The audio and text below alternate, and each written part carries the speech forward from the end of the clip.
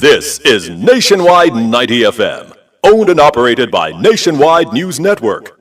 We broadcast from our studios at 6 Bradley Avenue, Kingston 10, Jamaica. Transmitting on the FM 90 band. 90.3 from Peters Rock in St. Andrew and Murphy Hill in St. Anne. Serving Kingston and St. Andrew, St. Catherine, St. Anne, parts of Clarendon, St. Mary, and St. Thomas. 90.5 from Huntley in Manchester, transmitting to St. Elizabeth, Westmoreland, Manchester, Clarendon, rural St. Andrew, and parts of St. Thomas. And 90.7 from Cooper's Hill in St. Andrew and Flower Hill in St. James, serving Westmoreland, Hanover, St. James, sections of Trelawney, Kingston, St. Catherine, Clarendon, St. Mary, Portland, and St. Anne. Nationwide 90 FM also broadcasts on the World Wide Web on nationwideradiojm.com and on Flow on channel 916. Nationwide 90 FM, a revolution in media. You're listening to Nationwide 90 FM. The time is 6 o'clock. From the studios of Nationwide Radio, morning radio the right way. It's Nationwide This Morning.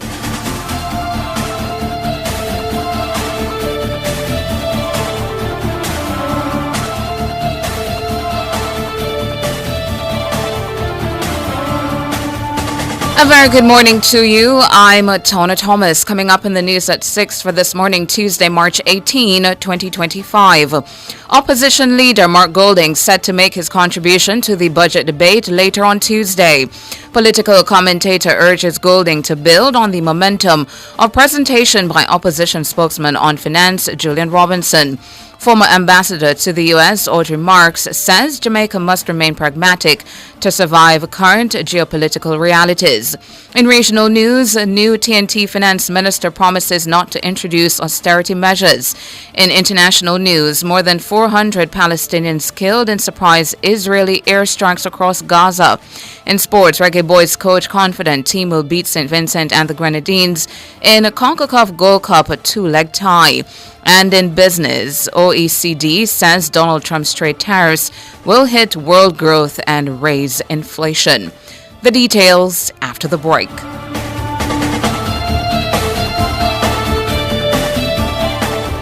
Yo, my boss. Yo, my general. Yo, my king. Yeah. The new BK Mega Stacker. Come for run everything. Choose your style. Double, triple, or quad stack. Juicy grilled beef. Plus crispy bacon. Some stackerific sauce. And layers of melted cheese. So if you think you can angle it, stackify yourself today.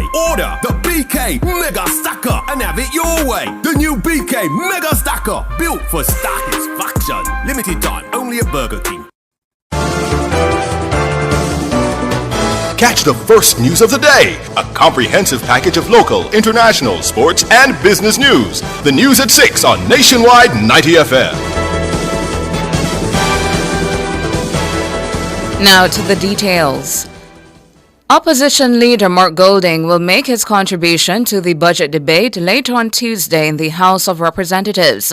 Nationwide 90 FM will have live coverage of the presentation starting at approximately 2 p.m. Golding is expected to outline the PNP's vision for Jamaica's economic future. Jamaicans will be watching closely as Golding will aim to present a compelling alternative to the government's budget. The opposition leader posted a message on his Facebook page on Monday saying, quote, "Join me as I outline my plans for growing Jamaica so that everyone can live a good and equitable life," end quote. This will be Mark Golding's fifth budget speech as opposition leader, having assumed that role in November 2020. Meanwhile, political commentator Dr. Nadine Spence says the opposition leader must demonstrate in his budget presentation that the PNP has a clear and constructive plan for the country should they form the next government. She was speaking on Nationwide at 5 on Monday.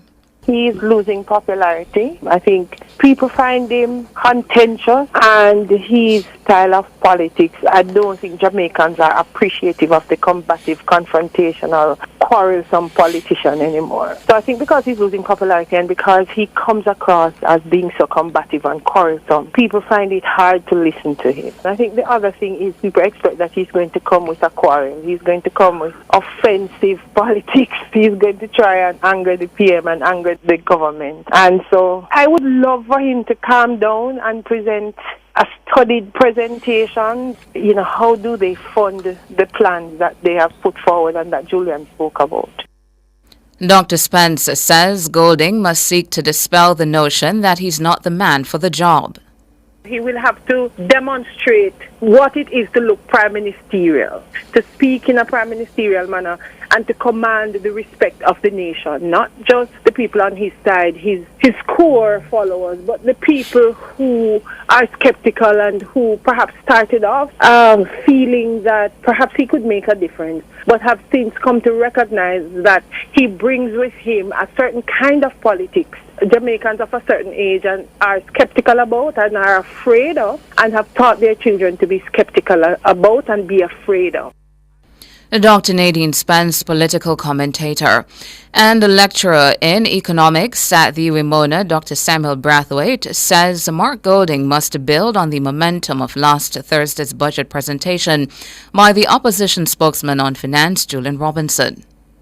What I would love to hear from the opposition leader tomorrow is something akin to a 5-year plan. To say, okay, the Jamaican economy is stable. Here is what a future PNP government will do to move the economy forward. I am confident that he has enough to speak to. But again, he just has to be relaxed and not to be as combative. This is a political stage he's on. So he has to speak to his constituents. But I do agree that he needs to be a little more authentic. He can speak the Queen's English and probably be more effective than trying, the purposing.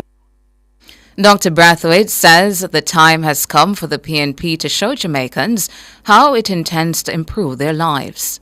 The main problem I have with the PNP at this time is that we do not have a document, a manifesto. I hear time and time again from, people like Crawford, and by the way, I like Crawford as a politician, but I hear this narrative about, we don't want the other side to steal our ideas. Mm-hmm. That is something I don't buy. You see, I would be happy if I were a politician and I produce a manifesto and the other party were to take that whatever plans I have and they implement it. I would be happy because guess who benefits? The people of Jamaica. So I think where the PNP has fallen down over the last few months or so is not producing a manifesto. They should be fighting to be the first out of the gates. Dr. Samuel Brathwaite, a lecturer in economics at the Wimona. He was also speaking on Nationwide at 5 on Monday. Former ambassador to the U.S., Audrey Marks, says Jamaica must remain pragmatic in its diplomacy to survive the current geopolitical realities. She was speaking on Nationwide at 5 on Monday.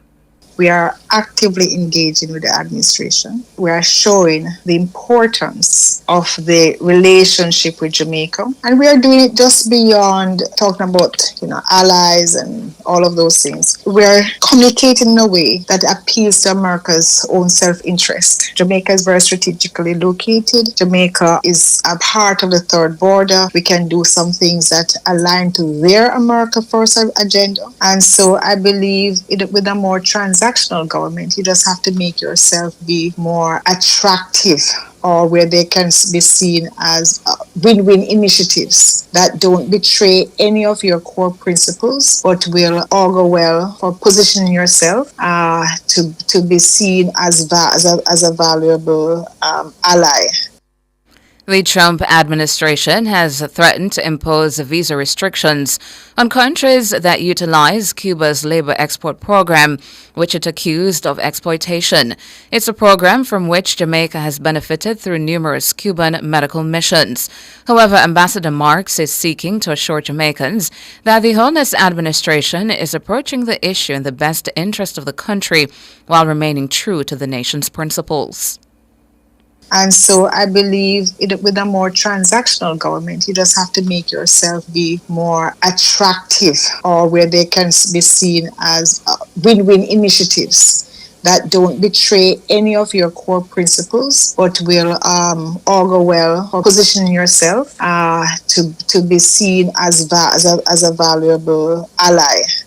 In the next short term, where you'll be seeing examples of how the U.S. will be reaching out to us and how we are continuing to build a strong relationship. And back on the Cuban matter, we understand their concerns. And I believe there is going to be some flexibility in terms of how we address those concerns while maintaining what we know to be true. Audrey Marks, a former Jamaican ambassador to the U.S. and newly installed senator and a minister with responsibility for efficiency, innovation, and digital transformation. Meanwhile, Ambassador Marks says that she's confident the Holness administration will win a third consecutive term in office. I'm pretty sure that Jamaicans see that the government is doing a good job. I've been particularly impressed with Prime Minister Holness' vision. I remember the first time that I really got connected to him was when I heard him speak about the fact that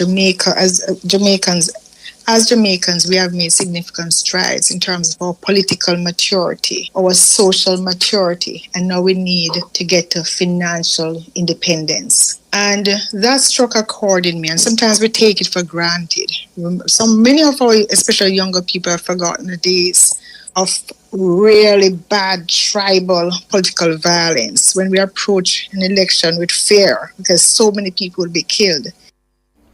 Audrey Marks, former Jamaican ambassador to the U.S. and newly installed senator and a minister with responsibility for efficiency, innovation, and digital transformation.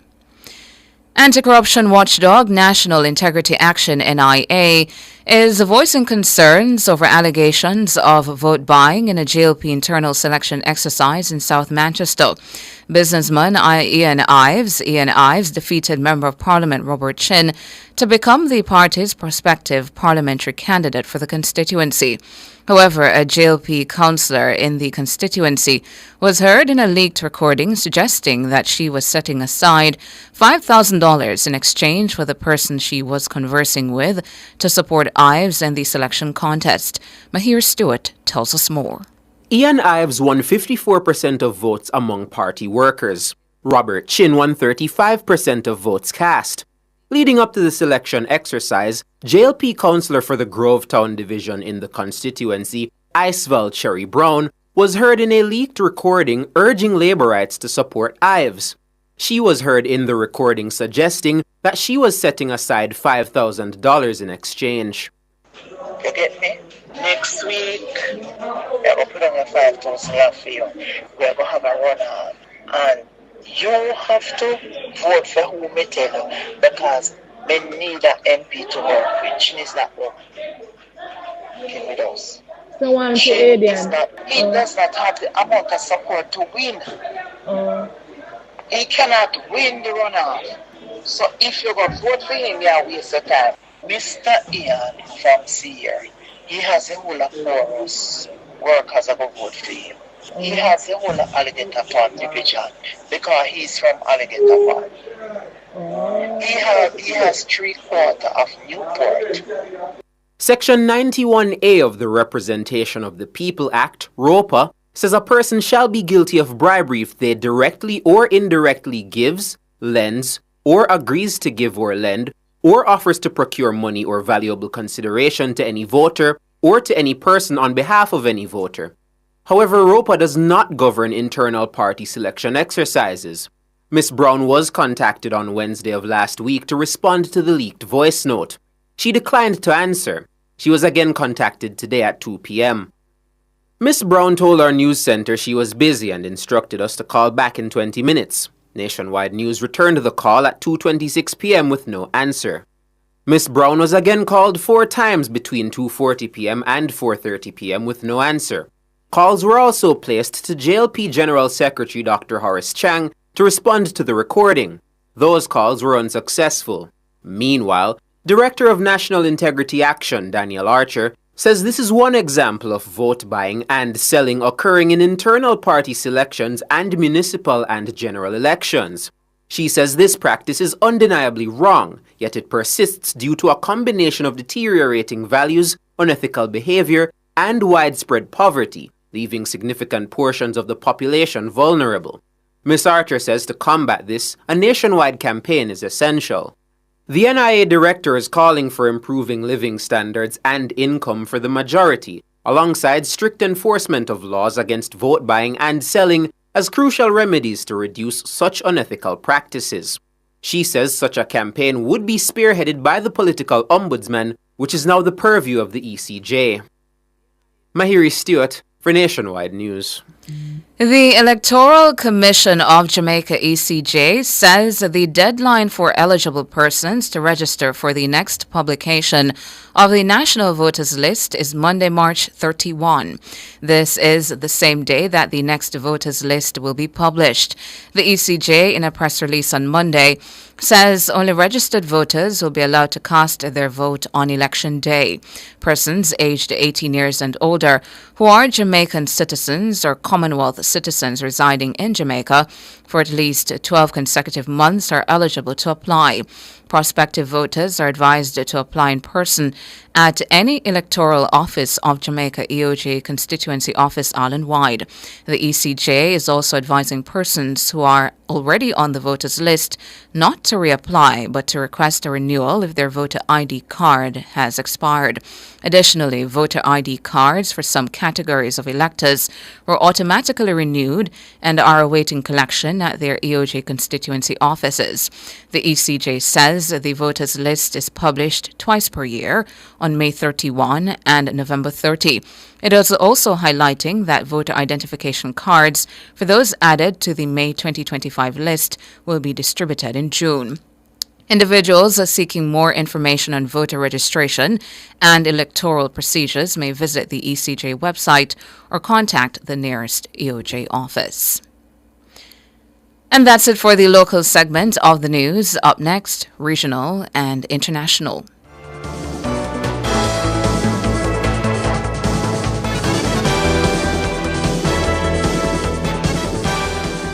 The Conference of Choice is back.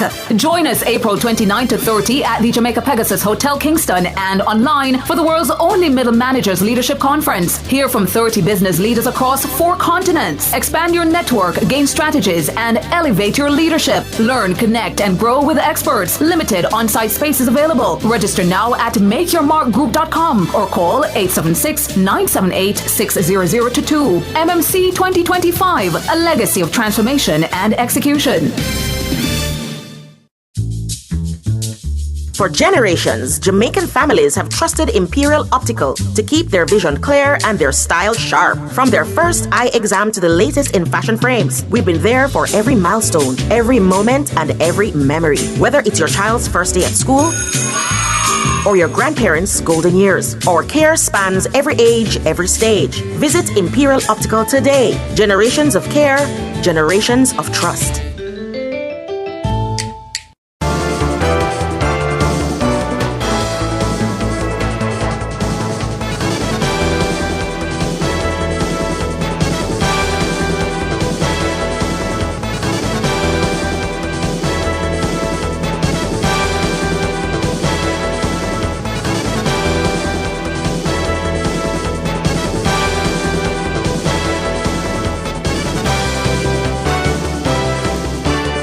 In regional and international news this morning, regional news, the newly appointed finance minister in Trinidad and Tobago, Vishnu Danpal, has dismissed suggestions that he plans to impose austerity measures in the Tun Island Republic. Danpal was sworn in as a member of Prime Minister Stuart Young's cabinet on Monday. He replaces Com Imbert, who served in the capacity from 2015. Following the ceremony, Danpal said under his leadership, there will be no hardship for the people of TNT. He said while tough decisions will be necessary, he will prioritize economic growth, particularly in the non-energy sector. He said it's his priority to resolve critical issues, including the foreign exchange crisis. In international, Israel launched a wave of airstrikes across the Gaza Strip early Tuesday, saying it was striking dozens of Hamas targets. It's the heaviest assault on the territory since a ceasefire took effect in January.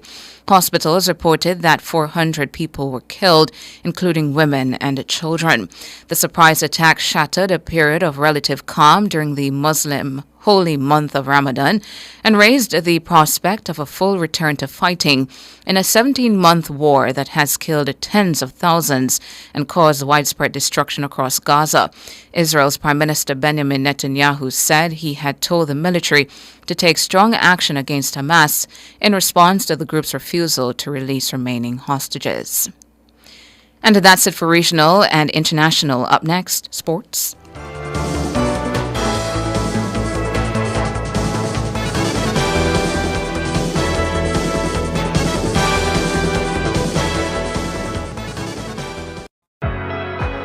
I pursue opportunities. I prepare for opportunities. I plan for opportunities. With Sagicor e-Invest, you can prepare, plan for and pursue IPO opportunities. Browse IPOs, review IPO details and prospectuses. Select and apply for a featured IPO. With Sagicor e-Invest. Think wealth. Visit sagicor.com. Win with love.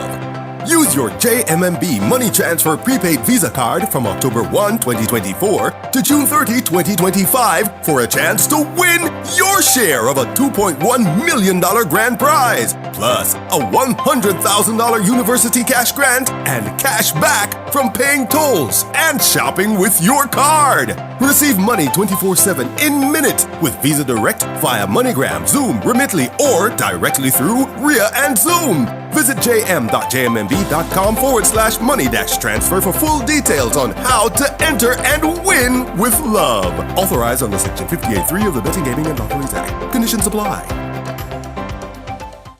Digicel, live life your way, no free what? Digicel postpaid. With Digicel postpaid, it's all about you. Sign up or pay your bills to stay active for a chance to win a luxurious all-expense paid trip for two to Royalton, Antigua. With round-trip flights on us, every week you could win exciting prizes. Event tickets, gym memberships, spa packages, excursion adventures, restaurant vouchers, and more. When you opt in on the My Digicel app, life your way starts now. With Digicel, better connected. Promotion ends March 31. Authorized under Section 58.3 of the Betting, Gaming and Lotteries Act.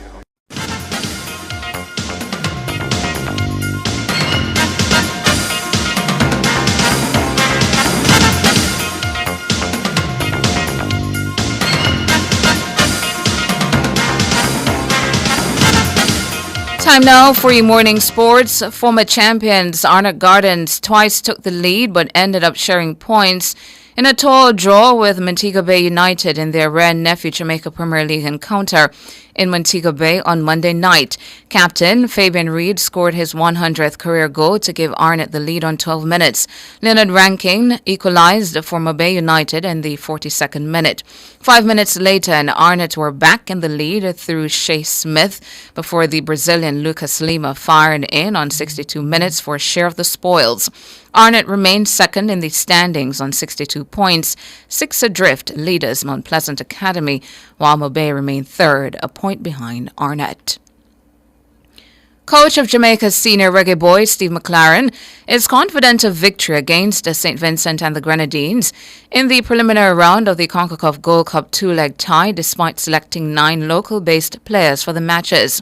The reggae boys will travel to St. Vincent on March 21 before hosting their counterparts at Sabina Park on March 25.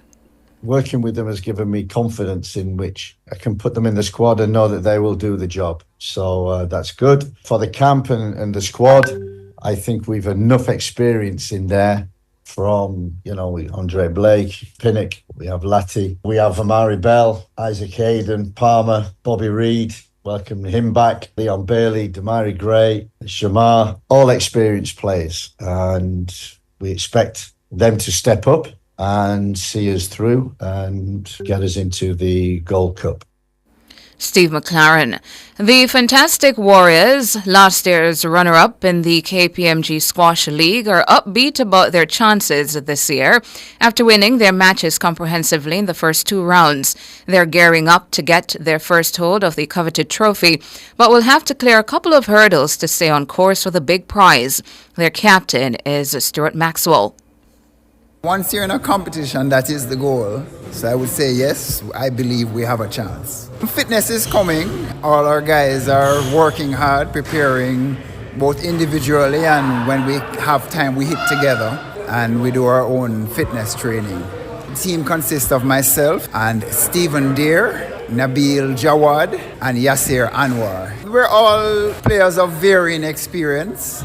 I would say myself, Stephen, and Nabil have been playing a bit longer. Yasser has been playing a few years too, but not as experienced a campaigner as the rest of us. But we all give our best effort, and the handicaps always make it interesting. Stuart Maxwell. The final set of matches in the preliminary round will be played on Tuesday at Ligonier Club in New Kingston, with matches starting at 6 p.m.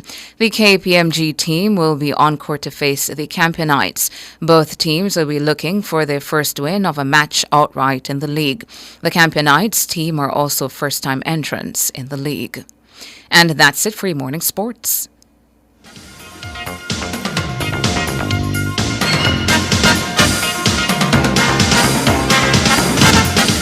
If them a hide and a bribe, you know we not sleep. Extortion them want, you know that not keep. Fight against corruption, turn up the heat. Load up the kickback and fraud when you see anti-corruption, join in the fight. Let's come together and make this right.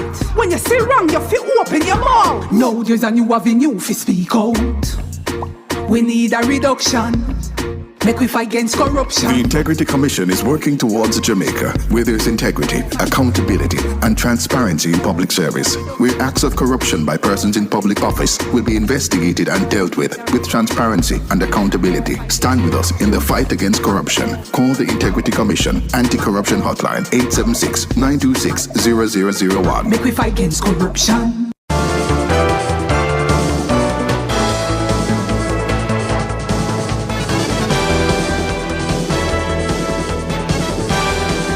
In business this morning, the OECD has predicted in its latest forecast that U.S. President Donald Trump's escalating trade tariffs will hit world growth and raise inflation. Canada and Mexico are forecast to see the biggest impact, as they have had the harshest tariffs imposed on them. But U.S. growth is also expected to be hit. According to the BBC, the OECD has more than halved its growth outlook for Canada for this year and next, while it expects Mexico to be pushed into a recession. The Paris-based OECD said the higher trade barriers and increased geopolitical and policy uncertainty were hitting investment and household spending. In its latest forecast, it says Canada's economy is predicted to grow by just 0.7% this year, and in 2026 compared with the previous forecast of 2% for both years.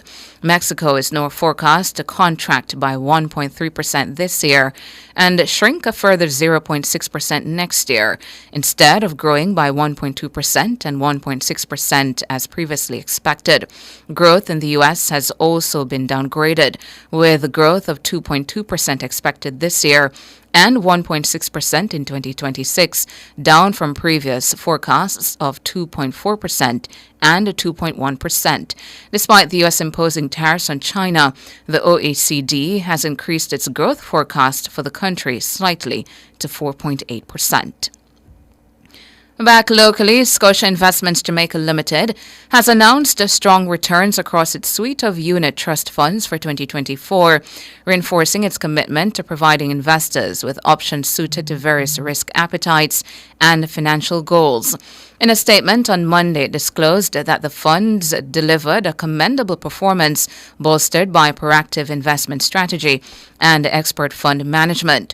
Among the standout performers, the Scotia Premium Short-Term Income Fund in Jamaican dollars achieved an impressive 8.68% return, securing the top spot amongst its peers. Scotia Investments says this fund, which primarily invests in Jamaican dollars, denominated money market assets, and and short-term fixed income securities outperformed similar type funds in the market. Scotia Investments Senior Manager of Wealth Services, Shireen Todd, says investors seeking competitive returns with a quarterly income stream have found the Scotia Premium Short-Term Income Fund to be a good option. She says their strategic foresight also enables Scotia Investments to capitalize on favorable market conditions, delivering meaningful value to clients.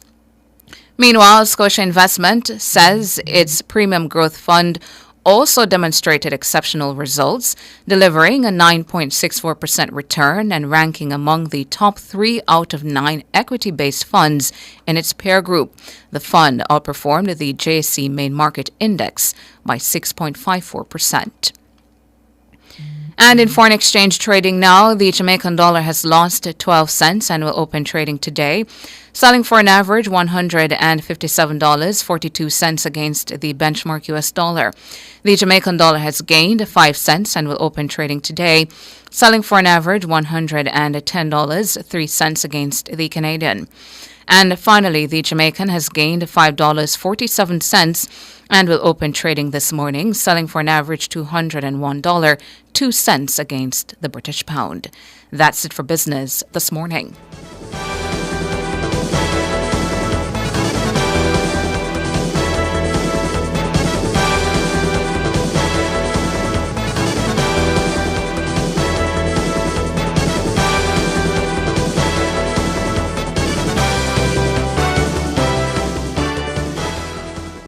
Clear your barrels and personal shipments with ease and convenience. Request a customs contactless clearance today through CCP at jca.gov.jm.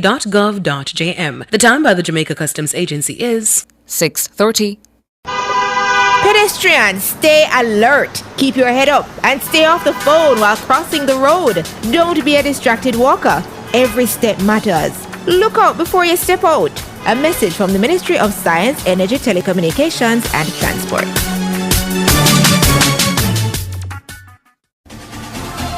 For all your electrical needs, visit ABC Electrical Sales. They stock a wide variety of electrical supplies including plugs, switches, panel boards and conduits, plus energy-saving fixtures. ABC Electrical Sales stocks brands like GE, Siemens, Philips, Cutler Hammer and Allen Bradley. They also offer free island-wide delivery just to suit your needs.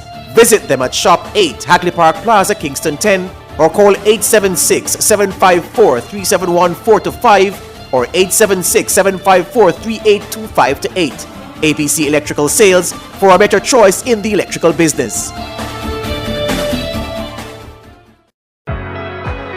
I pursue opportunities. I prepare for opportunities. I plan for opportunities. With Sagicor e-Invest, you can prepare, plan for and pursue IPO opportunities. Browse IPOs, review IPO details and prospectuses. Select and apply for a featured IPO. I-P-O. With Sagicor e-Invest. Think wealth. Visit sagicor.com.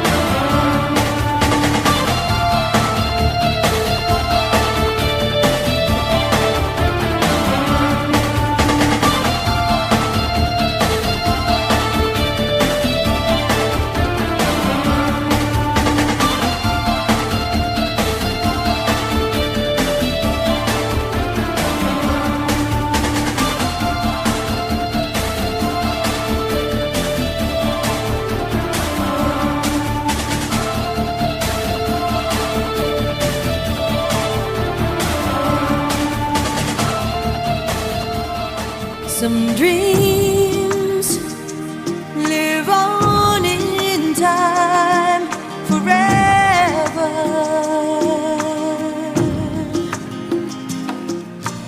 Those dreams you want with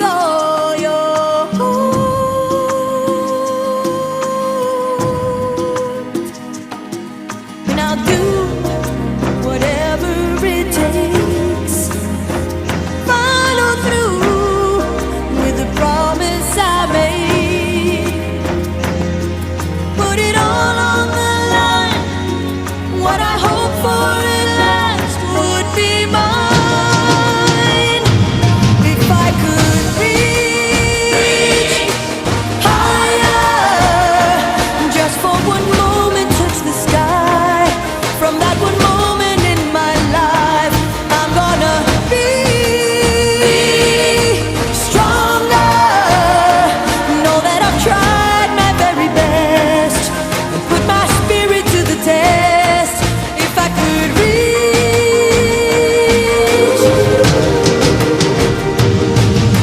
some days are meant to be remembered.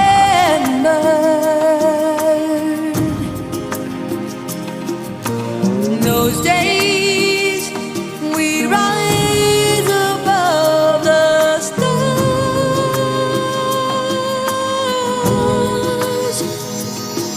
So I'll go the distance this time. See you know, the higher I climb, that the more I believe, all the more that this dream will be mine. If I could reach higher, just for one moment touch the sky. Good morning to you. Good morning to you.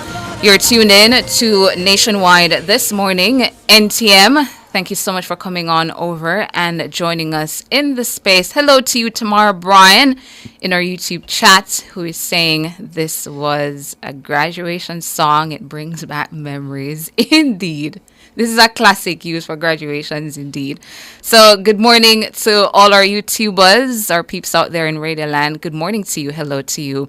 Happy Tuesday. It is Tuesday, March 18, 2025. I'm Tawna Thomas. And I'm George. Hello to you, George. Good morning, Toonie. Good morning. Who's this? J Ham, who says, Tawna, I'm back. Yeah, you were away for a while, J Ham. Welcome back to the space. Don't leave us for so long again.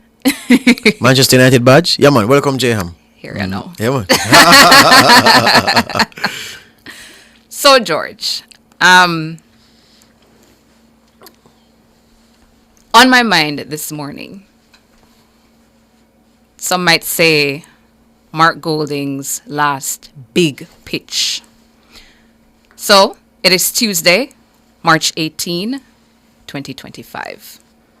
Opposition leader Mark Golding will have his last big pitch to the Jamaican people as a viable leader of an alternative government that carries a basket of policies and presents a roadmap for Jamaica that causes its people to hop onto the bus that the opposition, the People's National Party, is driving. Ahead of today, I had a chance, George and listeners, to go through social media, and check to see the responses to our public opinion on Monday, where we asked, what are you expecting from Mark Golding's presentation on Tuesday? And the responses, unfortunately, gave a snapshot of the sentiments of many Jamaicans. And here were some of the views from Instagram, Facebook, and X, formerly Twitter. On IG, the responses: 1. Yes, new taxes to fund all his promises. Another comment says, unrealistic promises. Another one, much ado about nothing. I'm expecting a fantastic budget, one person said. Then another person said, I would love a detailed presentation about the funding, where it's coming from, and a further explanation on how the cap on water bill for persons 65 and over will work. Somebody else says, Jarastafari and Holy Herb. Somebody says, blame game and unrealistic promises. Another one says, critics hate propaganda. And I'll stop there for Instagram, as there are over 60 comments on our Instagram platform, with most of them with similar things. On Facebook, over 85 comments, George. We don't normally get that many comments on a public opinion, but a lot of people commented yesterday to our public opinion question on a preview before the opposition leader's budget presentation. Over on Facebook, attacking the governing party as usual. Walkout, corruption, problem. Nothing with sense. Absolutely nothing. Somebody else says, downtown and parade because he's out of power. Just watch the ride. Another person says, $3 million tax threshold and couscous. Somebody else says, he's going to talk about the illicit aid, IC report and SSL. That's all I'm good for. Another person says, more insults of our intelligence by making promises without any substantive plans as to how he will achieve those plans. And I'll take a final one, because as I said on Facebook, about 85 comments. Somebody says, Mark Golding will be attacking the Prime Minister left, right, and center. That's what he's good for. Then on X, which had the least number of comments, one person says, I'm expecting to hear PNP comrade leader Mark Jefferson Golding to tell us how he intends to fund his $3 million income tax threshold break he promised us some time ago. Somebody else says, Andrew, and they spell it Holiness. Andrew Holiness, statutory certification, and a bag of unimplementable promises to give voters the heavens and earth for free. Another says, a lot of talking about integrity, a lot of talking about cushioning the blow for poor people, and a lot of talk without dollar figures. And another one says, more cussing. I'll stop there. It tells you of the task Mr. Golding has on his hands to achieve this afternoon, the CIBs in his presentation, I'm calling them, George, and listeners. My CIBs, credibility, implementable plans, believability. The opposition leader must stand to his feet and present a contribution that is credible and believable. Something that people can believe in, be convinced by, subscribe to, rally behind, something to support. He must have implementable plans. I heard political commentator Lloyd B. Smith saying Mr. Golding must not come to the Parliament with a pie-in-the-sky presentation. For the discerning public, making promises or commitments that sound more like pie in the sky rather than initiatives that sound practical and implementable will not win the opposition leader any brownie points today. Somewhere within the PNP's posture, Jamaicans were fed this message, George, that all is collapsing in Jamaica. And if citizens elect the PNP overnight, they will fix it all. That posture has not settled in, and Jamaicans are looking for implementable plans over reasonable timelines. The opposition leader has the heavy task when he turns to the nation this afternoon, because some of their own self-inflicting wounds and others are legacy issues are coming back to bite the PNP and the opposition leader. To the self-inflicting wounds. The party spent so much time, George, setting up its fortunes on the bad fortunes of the JLP. Then when the bad fortunes of the JLP started fizzling, folks eventually started asking the PNP for more. That more are the plans. Where are the plans, folks are shouting. And in that regard, the PNP hasn't been able to comprehensively articulate its plans. All the while, it was sticking it to the JLP. When it was doing that, they should have also been laying out its prescriptions and telling us the how. Now that the CAS isn't so sexy, and the JLP's communication arm has kicked into another gear, the PNP has been left kind of naked. 2, they haven't been speaking with one voice. The one PNP was kind of missing, and it convinced more people that their comprehensive plans are not ready. I say this because first, it was the spokesman on education who came with a GCT education policy prescription. That was quickly shut down and clarified by the party leader. After that, the General Secretary came with his Lickelting policy prescription for agriculture. Again, the party leader had to rush to the public to clarify that one. And George, I heard you speak of Achilles' heel last evening. These were classic cases that has given the GLP easy ammunition to use it in its messaging as it brings about fresh material to remind the old and educate the new about the PNP and its application of taxes.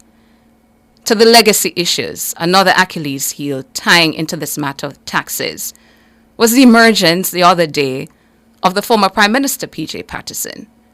A series with 2 episodes that has drummed up fresh anger against the PNP. Then again, the JLP is progressing in the watering of that narrative that positions the PNP as the run-with-it party and the tax party. Mark Golding faces the House this afternoon with all of that on his shoulder, plus the faux pas in Big Foreign, where he accused the media of being bought out by the JLP.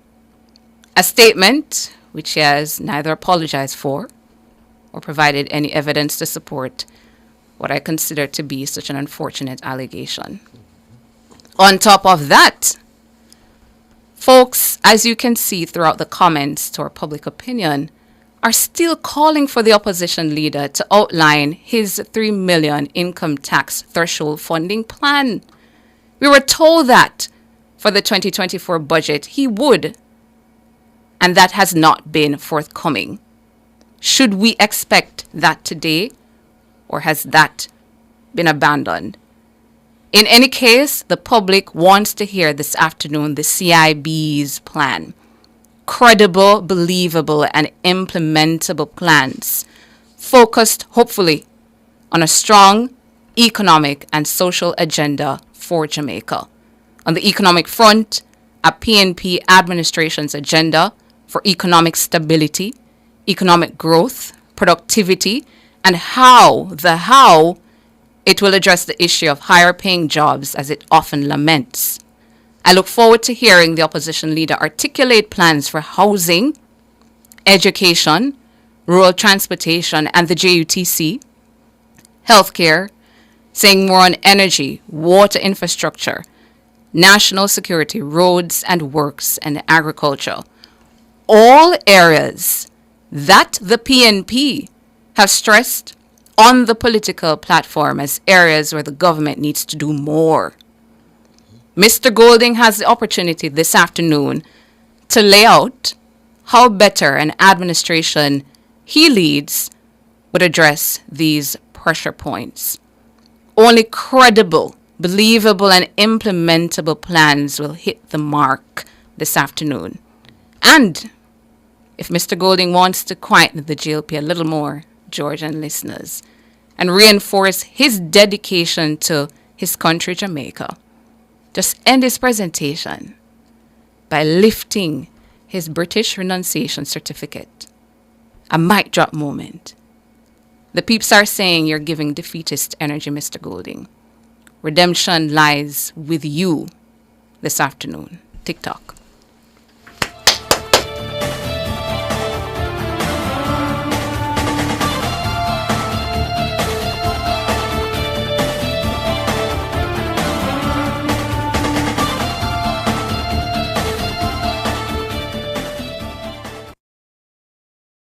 The Ministry of Justice offers free counseling to victims of crime. Call 876-946-0663. The time by the Ministry of Justice is 6:48. Get extra on your hand with a partner plan from JPS and Partners Cooperative Credit Union. Conditions apply. The temperature, compliments of JPS and Partners Cooperative Credit Union, your financial partner for life, is 26 degrees Celsius in Kingston, 26 degrees Celsius in Montego Bay, 21 degrees Celsius in Mandeville. Don't fall victim to deepfakes. Watch out. Protect yourself. How are this For on more my TV? information, visit broadcastingcommission.org or Here ya, scan baby. the QR code on screen. Deepfake. No deepfake can't catch me. Junior, you know say AI can make something will look and sound just like you? One day Junior get a voice note from her granny. Say the food done, the medication done, and she need money urgently. Need money urgently? But Miss Pat no like ask people for things. And as so comes, Judy get suspicious. So what she do? She asks the neighbor to go check pan her. Junior, the lady quite alright over there make her Sunday dinner. So the voice note a deepfake? Yes, my love. Come, your food ready. Right now it look like we have to outsmart the AI. But wait, I really want dege dumpling here, give me. Me I wonder if AI can make one deep fake dumpling for you. To learn more about deepfakes, visit www.broadcastingcommission.org. Attention motorists, it's time to switch to the T-Tag on Transjam highways. Vehicles using the automated T-Tag lane are processed in seconds, so you can pass through the toll plazas far quicker. The T-Tag makes it quicker, more cost-efficient, and safer for our customers. So switch to the T-Tag today and experience the convenience. T-Tag packages are discounted to only $1,500, including a $500 toll credit from now until March 31st. Get ready for Talk the Things! A night of captivating poetry and storytelling at Jamnesia Surf Club, Bull Bay, St. Thomas on Saturday, March 22 at 6 p.m. featuring incredible performances by award-winning talents like Joel Jawara Ellis, Kwame McPherson, Burton Wright, Casey Garvey, and many more. Tickets are only $1,000. Get yours now at buzzworld.com or contact 876-542-5943. Don't miss this unforgettable night of talent, creativity, and culture. Produced by Jaiko Professional Poets. Sponsored by Nationwide 90 FM. Street Smart and the JUTC Morning Commute is brought to you by JUTC, your route to excellence.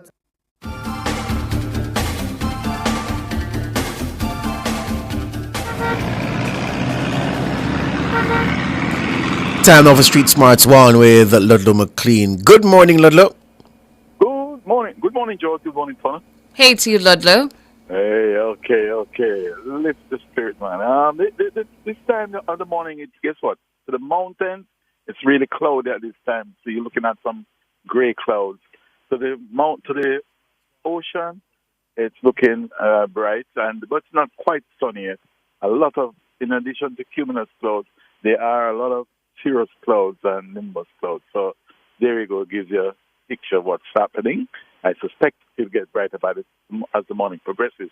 But there are certain inevitable situations, like, for example, traffic on our major thoroughfares, it continues from Mandela to Washington Boulevard to 6 miles to 3 miles, and along Boulevard towards the intersection of Mullines and Boulevard going towards Dunrobin. It's the same thing. Coming down Constantine, it's a better flow coming from as far as Manor Park towards Mary Brown's Corner. It's steady all the way down towards the vicinity of Dunrobin. And also, if you're in the Manor Park area, Olivia Road, not too bad. Shortwood Road all the way down to connect with the upper Waterloo. But it's going to build as the morning progresses. And those of you heading through Cherry Gardens, you don't have a problem going through, Garden Boulevard, going through Upper Carmel, or any of those areas. It's pretty good going if you try to make your way. That is if you plan to go through Barbican. Barbican Road at the moment, the flow is steady, building all the time, but you can expect build-ups as the morning progresses. So our first support for the morning, motorists. I am still not happy with our motorists use the indicators. They make a right turn or a left turn and no indication. Not all, though, for a lot of them. All right? But please remember, this is so important to use your indicators. All right. It's over to you, George. Thank you, Ludlow McLean there with Street Smarts 1. Up next, the word of the day. Street Smart and the JUTC Morning Commute was brought to you by JUTC, your route to excellence. Your word of the day is spelled A-L-L-A-Y, spelled A-L-L-A-Y. Allay.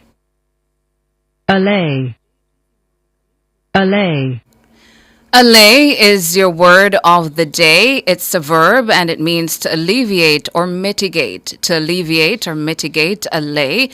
And dictionary.com is telling us this morning that allay, sometimes spelled similarly to, but it's spelled the same way, A-L-L-A-Y. Anyways, to use allay in a sentence this morning, I was hoping to find if they had said when it was first recorded. I'm not seeing that. But to use allay in a sentence or two before we go to our features, a quick apology helped allay the tension between them. A quick apology helped allay the tension between them. Another for you, mulch will allay soil erosion in heavy rains. Allay is your word of the day, to alleviate or mitigate. Up next, your features at the top of the hour, the news.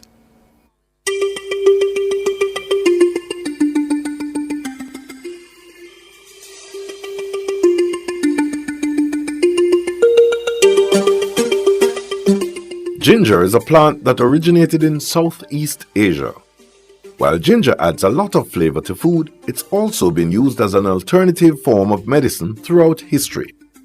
If you're rooting for a healthier you, consider adding ginger to your diet. In Food for Thought today, this feature will explore 6 health benefits of ginger. Better digestion. Ginger helps speed up the digestion process. Someone with digestive issues such as indigestion, constipation, or irritable bowel syndrome (IBS) might find relief by adding it into their regular diet. It increases movement in the digestive tract and promotes healthy enzymes that help break down the foods we eat. It improves immunity. Gingerol, the bioactive compound found in raw ginger, boosts immunity with its antimicrobial and antifungal properties. Ginger also contains antioxidants and anti-inflammatory properties. The combination of these properties has many benefits, which include improving coughs, lowering fevers, fighting off infections, relieving headaches, and easing other symptoms associated with the common cold and the flu. It relieves nausea. One of the most well-known health side effects of ginger is its ability to relieve nausea. Whether it's from motion sickness, migraines, morning sickness, or general stomach problems, ginger helps to calm it. It does so with its anti-inflammatory properties, better digestive responsiveness, and hormones that regulate blood pressure to calm the body. It may help with cancer. While it is not a cure-all, its antioxidant and anti-inflammatory properties help protect your body. Ginger is also a safe option to reduce the symptoms of nausea and pain often associated with cancer treatment. When you're undergoing chemotherapy, adding ginger into your diet helps combat the treatment's side effects of nausea or dizziness. It reduces pain. Ginger is a natural pain reliever. This makes it an excellent substitute for over-the-counter pain medications. It acts as an anti-inflammatory and works to eliminate compounds in the body that result in pain. Its anti-inflammatory properties reduce the pain associated with arthritis and increases joint mobility. Arthritis sufferers are often prescribed anti-inflammation medication to lessen their symptoms, but ginger works as a natural alternative. It's a good weight loss aid. Some studies have shown that consuming ginger helps aid in weight loss. Ginger controls insulin levels, boosts metabolism, and aids in workout recovery. It gives your metabolism a boost and creates a feeling of fullness to prevent overeating. It isn't a fix-all, but when incorporated with other weight loss efforts, it can supplement your results.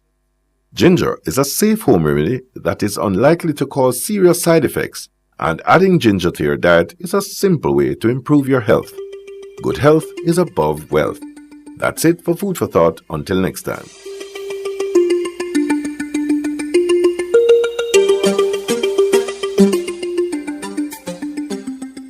Fearless and fair, Nationwide 90 FM. Dressing for a special occasion is sometimes hard to do. After all, we all want to look our best when we attend events. Hi, I'm Tana, and today on Lifestyle Pages, Former Custos of St. Andrew, Marigold Harding, shares some great tips for getting dressed. She says when choosing your outfit, wisely consider the message you wish to send. The clothes we wear and the way we groom ourselves represent how we choose to represent ourselves to others, and most importantly, reflect the importance we attach to the occasion. The message that clothes can send often matters more than clothes themselves. It's okay to show off your individuality. After all, everyone has their own style. But as Mrs. Harding explains, this should not be the only factor that decides what you wear. Remember, you'll never get a second chance to make a first impression. Individuality, personal expression have their own place, but the principles of respect and consideration for others, plus common sense, should underline all dressing and grooming decisions. Marigold Harding, former Custos of St. Andrew. I'm Tana, and those are your lifestyle pages.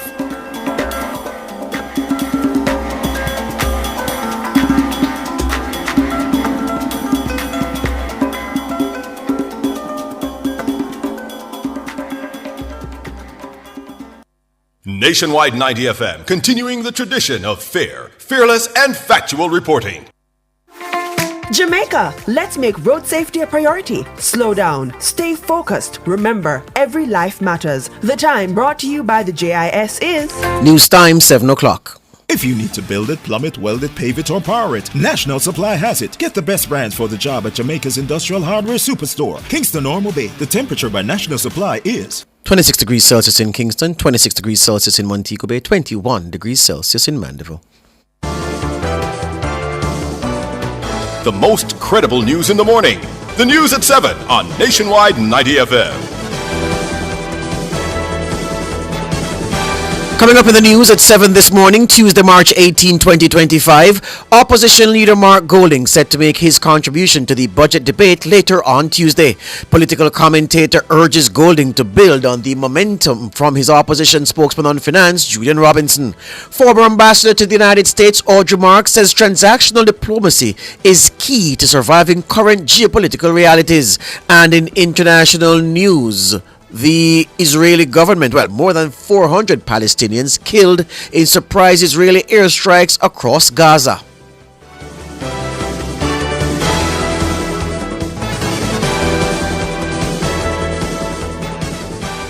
News at 7 is brought to you by Fosrich, your electrical, lighting, solar, and LED people.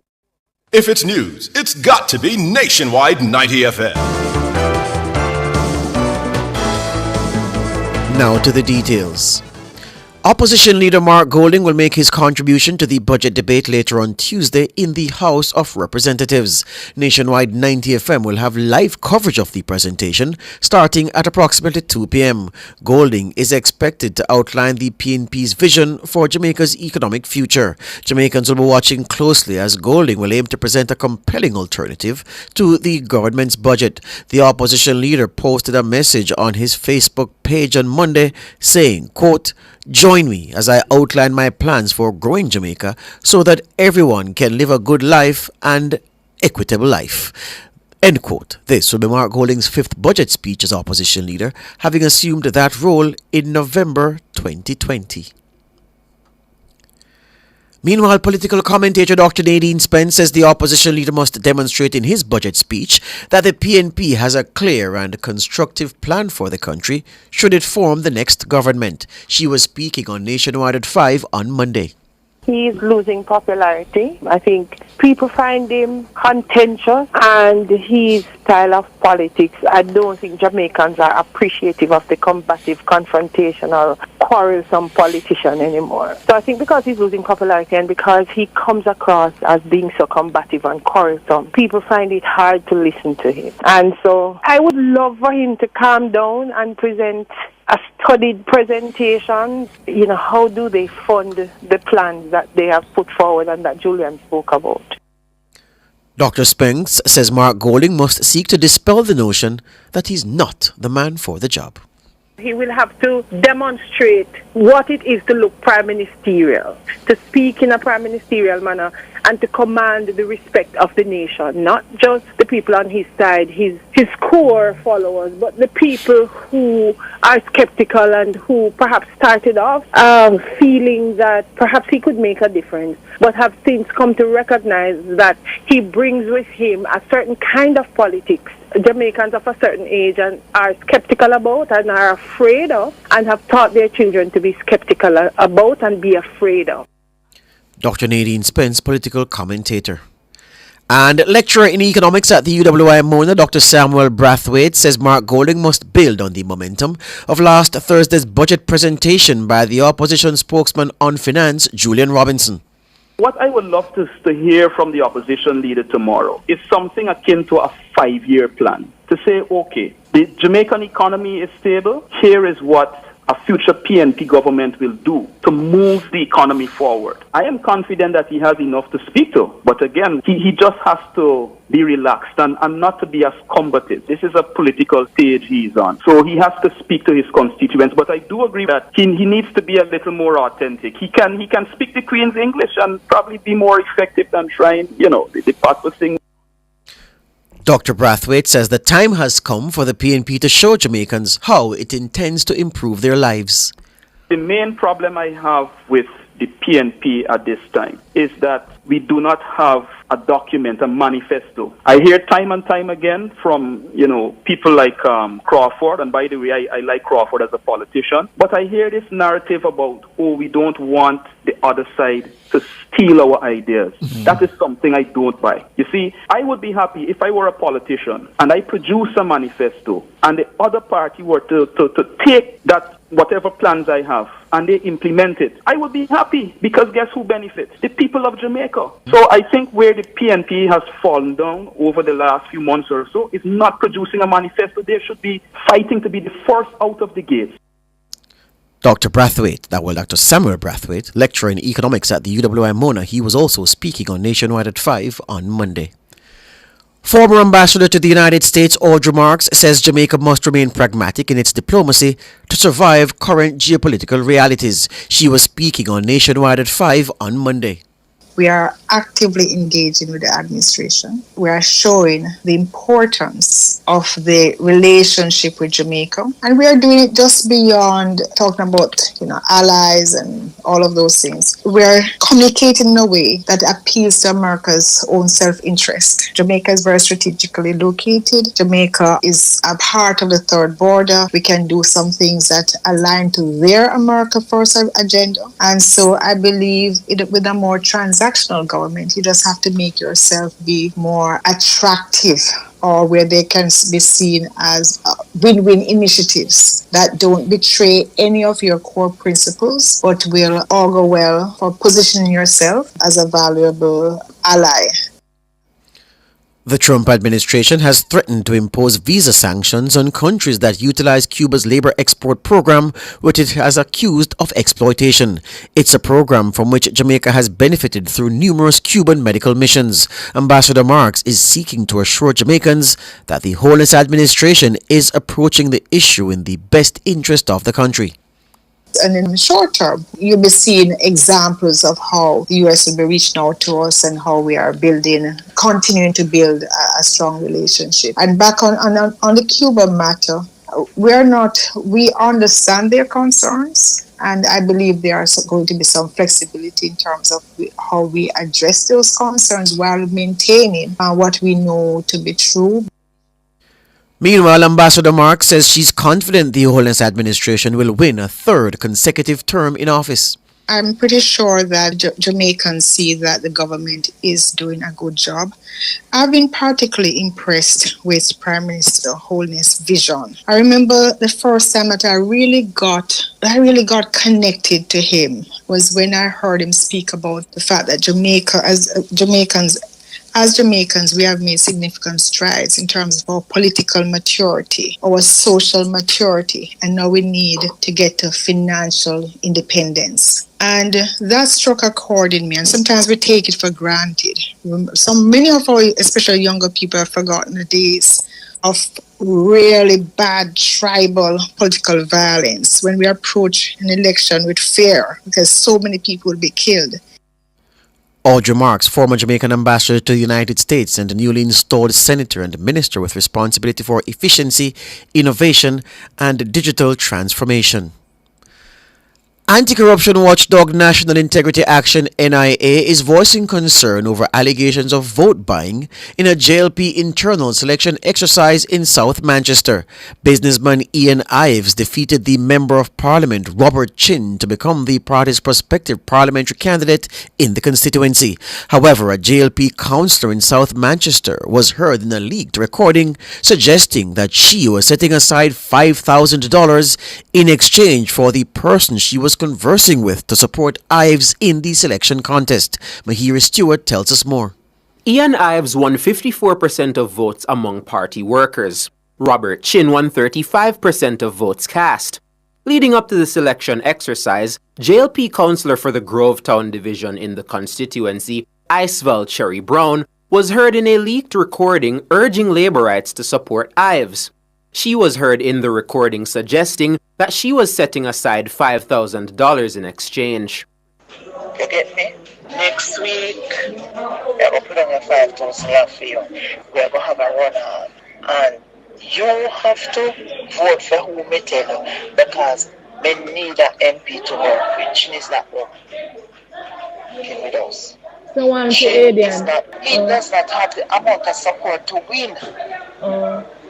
He cannot win the runoff. So if you're going to vote for him, you waste your time.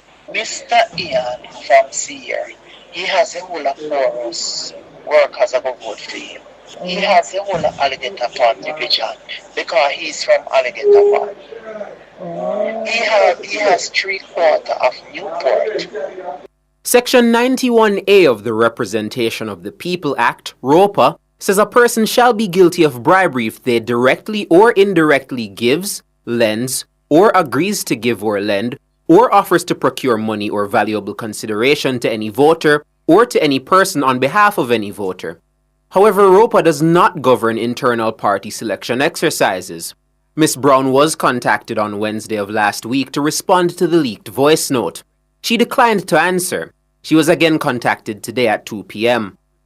Ms. Brown told our news center she was busy and instructed us to call back in 20 minutes. Nationwide News returned the call at 2:26 p.m. with no answer. Ms. Brown was again called 4 times between 2:40 p.m. and 4:30 p.m. with no answer. Calls were also placed to JLP General Secretary Dr. Horace Chang to respond to the recording. Those calls were unsuccessful. Meanwhile, Director of National Integrity Action, Daniel Archer, says this is one example of vote buying and selling occurring in internal party selections and municipal and general elections. She says this practice is undeniably wrong, yet it persists due to a combination of deteriorating values, unethical behavior, and widespread poverty, leaving significant portions of the population vulnerable. Ms. Archer says to combat this, a nationwide campaign is essential. The NIA director is calling for improving living standards and income for the majority, alongside strict enforcement of laws against vote buying and selling as crucial remedies to reduce such unethical practices. She says such a campaign would be spearheaded by the political ombudsman, which is now the purview of the ECJ. Mahiri Stewart for Nationwide News. The Electoral Commissioner of Jamaica ECJ says the deadline for eligible persons to register for the next publication of the National Voters List is Monday, March 31. This is the same day that the next voters list will be published. The ECJ in a statement on Monday says only registered voters will be allowed to cast their vote on election day. Persons aged 18 years and older who are Jamaicans or Commonwealth citizens residing in Jamaica for at least 12 consecutive months are eligible to apply. Prospective voters are advised to apply in person at any EOJ constituency office across the island. The EOJ is also advising persons who are already on the voters list not to reapply but to request a renewal if their voter ID card is expired. Additionally, voter ID cards for some categories of electors were automatically renewed and are awaiting collection at their EOJ constituency office. The ECJ says the voters list is published twice per year on May 31 and November 30. It is also highlighting that voter identification cards for those added to the May 2025 list will be distributed in June. Individuals seeking more information on voter registration and electoral procedures may visit the ECJ website or contact the nearest EOJ office. The MP for Central Manchester, Rhoda Crawford, says constituents have no compelling reason to replace her with the PNP's Donovan Mitchell at the next general election. Mitchell, who's also the mayor of Mandeville, is the PNP's candidate in waiting in Central Manchester. And if you look around, the man that they have gearing up to run against me, I want to know if you don't see this man as councillor for 20 odd years in a Royal Flat Division and as mayor of Mandeville, and God bless when you, they will never swap me out and take him up. In 4+ years, never before have we seen so many roads being built and rehabilitated in our constituency. Never before have we seen so many housing solutions becoming available through the NHT. The Central Manchester MP was seen in tears on stage at the meeting held at Manchester High School. At one point, she had to be comforted by party supporters. She explained the reason for her emotional state. A couple Mondays ago, I started to feel some pain. I knocked on my neighbor's doors and I said, please take me to the hospital.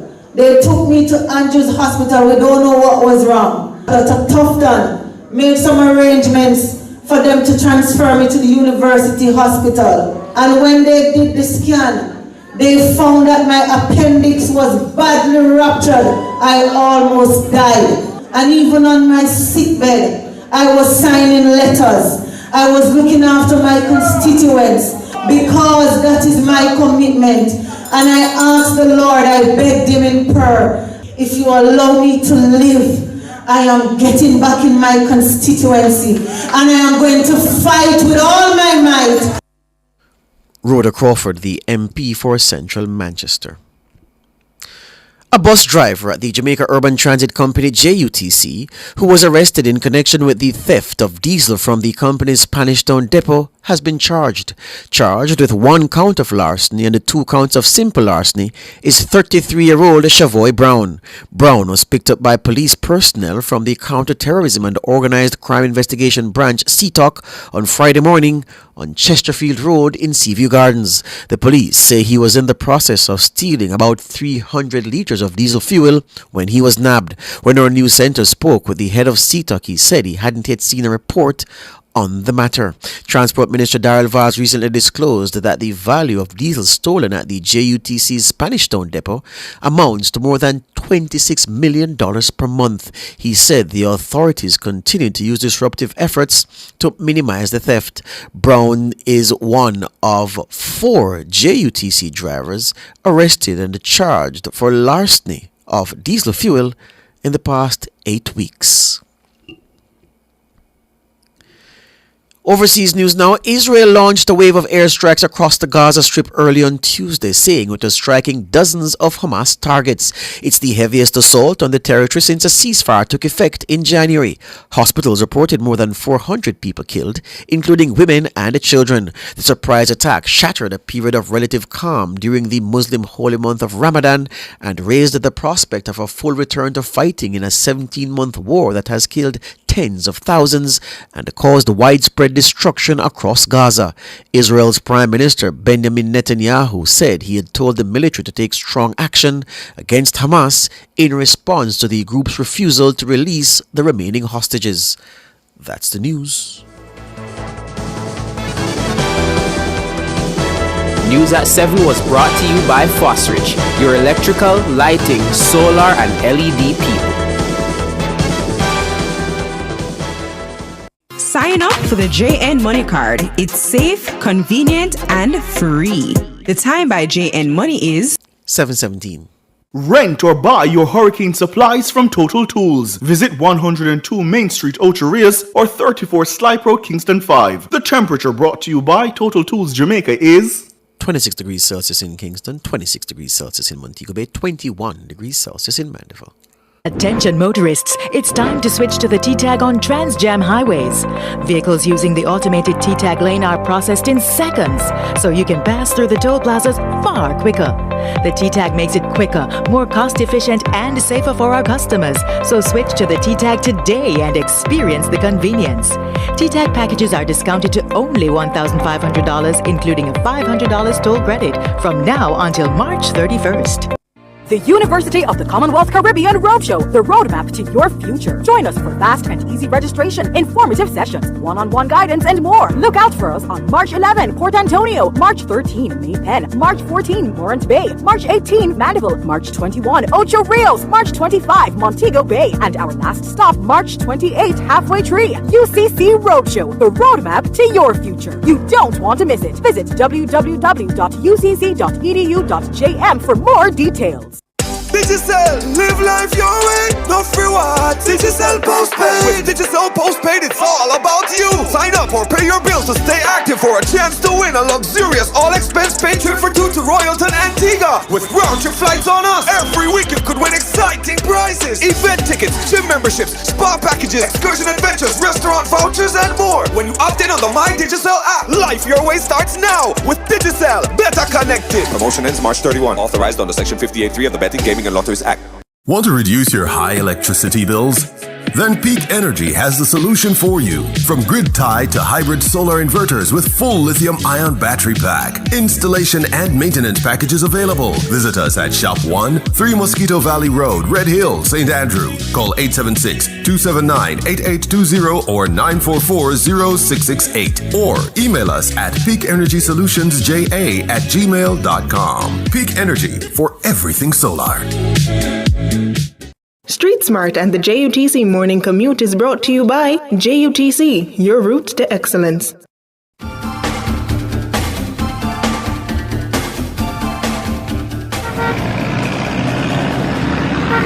Time now for Street Smarts 2 with the gentleman Ludlow McLean. Morning again, Ludlow.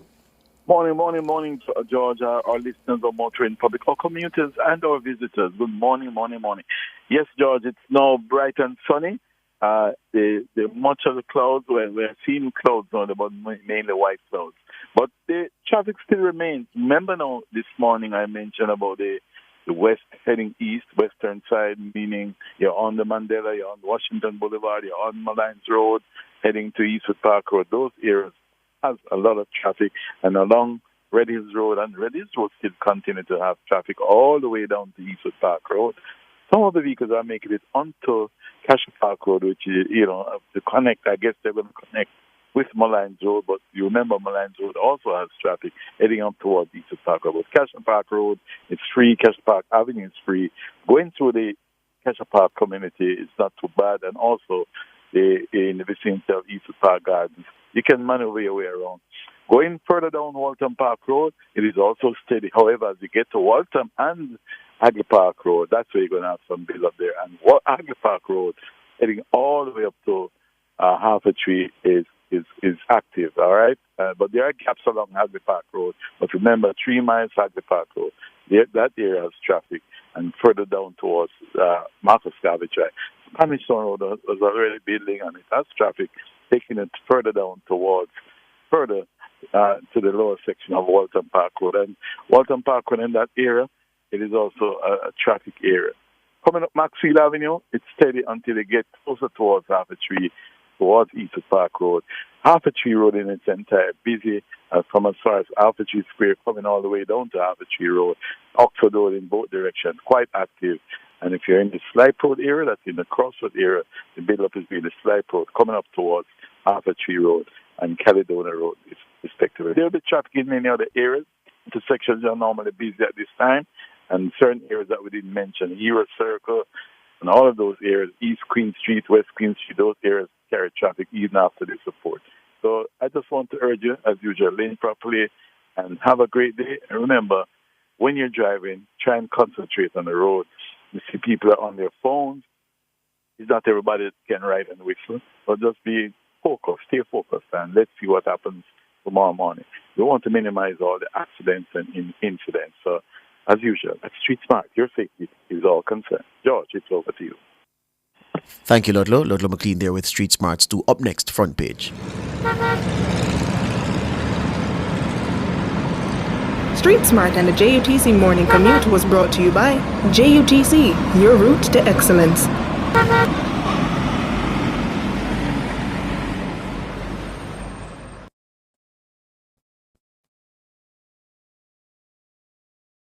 Front Page is brought to you today by ABC Electrical Sales, for a better choice in the electrical business.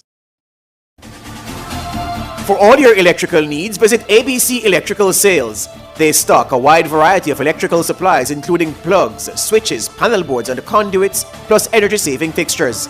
ABC Electrical Sales stocks brands like GE, Siemens, Philips, Cutler Hammer and Allen Bradley. They also offer free island-wide delivery just to suit your needs. Visit them at Shop 8, Hagley Park Plaza, Kingston 10, or call 876-754-371-4-5 or 876-754-3825-8. ABC Electrical Sales, for a better choice in the electrical business.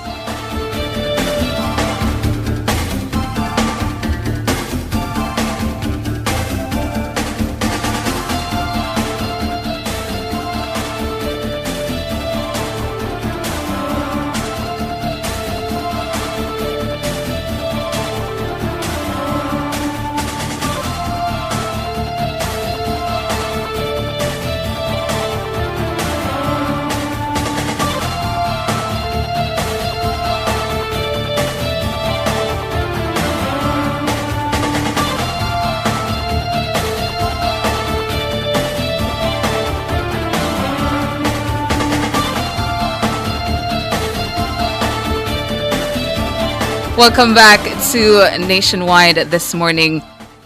Turning our attention, getting more analysis, more expectations, more views in relation to the opposition leader, Mark Golding's budget presentation expected this afternoon sometime after 2. The opposition leader is set to deliver his contribution to the budget debate on Tuesday in the House of Representatives. Mr. Golding is expected to outline the People's National Party's vision for Jamaica's economic future, offering a potential alternative to the government's budget. Jamaicans will be paying close attention as he presents his proposals. Joining us for a discussion on the expectations for the opposition leader's budget presentation, political commentator Helene Davis-White and public commentator Jermaine Barrett. Good morning to both of you. Good morning to you. Morning. To your listeners. Thank you so much for joining us here on Nationwide this morning. Let's begin with you, Helene. In my What's on My Mind, I was talking about, the hurdles or Achilles' heels that the opposition leader might face going into his budget presentation. What do you believe are those hurdles that he needs to overcome today and make a credible, believable, implementable budget presentation to the Jamaican people? Well, I think, this being the budget presentation that would directly precede the next general elections, I think he should be using this budget speech to be able to go into some of the details that people have been asking for in terms of what it is that the PNP would deliver that is different from what the government is now doing, certainly in respect of the Jamaican economy. And so I expect that people will be listening for some details in respect to some of the programs that Julian Robinson would have indicated in his budget presentation last week. I think the hurdle, the biggest hurdle, may be to be able to convince persons that whatever it is that the PNP is promising is something that can be delivered. And so this is what I think a lot of persons will be listening out for. How is the PNP going to be delivering on the promises that it has been making on the campaign trail, and also some of those programs that were announced by Julian Robinson in his budget presentation. So I think a lot is going to depend on the details that he gives that will give Jamaicans the belief that the PNP is in fact able to deliver on the promises that they have been making. To you, Jermaine, the governing party has been doing a lot. The Prime Minister recently announced the pivot agenda of the governing party called Aspire. And then you had the Finance Minister, Favour Williams, who came with a budget presentation. George last week spoke about this locking out effect, where you have those, the Prime Minister as well as the Finance Minister, making points, putting across policy prescriptions that are addressing several pressure points in the country. Do you believe that the opposition leader has been locked out of making a presentation that won't be any different from the presentation and the talk that has been placed on the ground to the Jamaican people from the Prime Minister as well as the Finance Minister? So I think that the opposition leader has a lot of ground that he can sort of capitalize on. The administration has been beset by concerns and complaints about, and allegations rather, about corruption and mismanagement.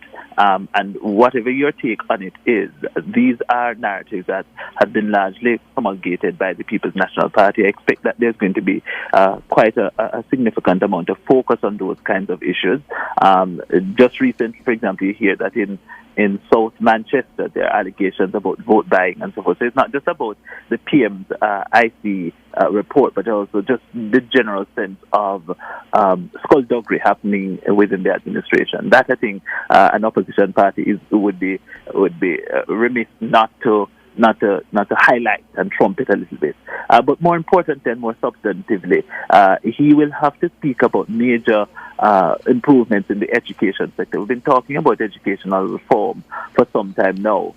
It's now time for us to really get some significant mileage on that. We know we have the CTOC. We have reports coming out every now and again about milestones being met. But there is a sense that Jamaicans aren't necessarily as knowledgeable about the progress being made in education and education development, and that is a pivotal cornerstone on which national development will take place. Talking as well about energy, Jamaica has not been doing well in comparative to our Caribbean neighbors with respect to the cost of energy, and you know that has significant implications for development and production at large, and that makes the Jamaican economy at large uncompetitive. So that has to be attended to, given the fact that we have not invested substantially over the years in renewable energy to any meaningful extent. So I'm listening for a plan about energy. And then, of course, transportation. I think this is where he will find it a little difficult to distinguish himself against the Jamaica Labour Party, given the fact that they have been making significant progress with respect to sort of revitalizing the JUTC. You hear about hundreds of buses coming in and the expansion of the JUTC into rural areas. That is going to be a major impact. I'm looking forward to hearing what this difference is, how it is that he sets himself apart and his party from the Jamaica Labour Party, and how it is that they are managing the country. Helene Davis-White saying that the opposition leader has to make a budget presentation with policy prescriptions this afternoon that he can deliver on. Jermaine Barrett saying that the opposition leader is not locked out.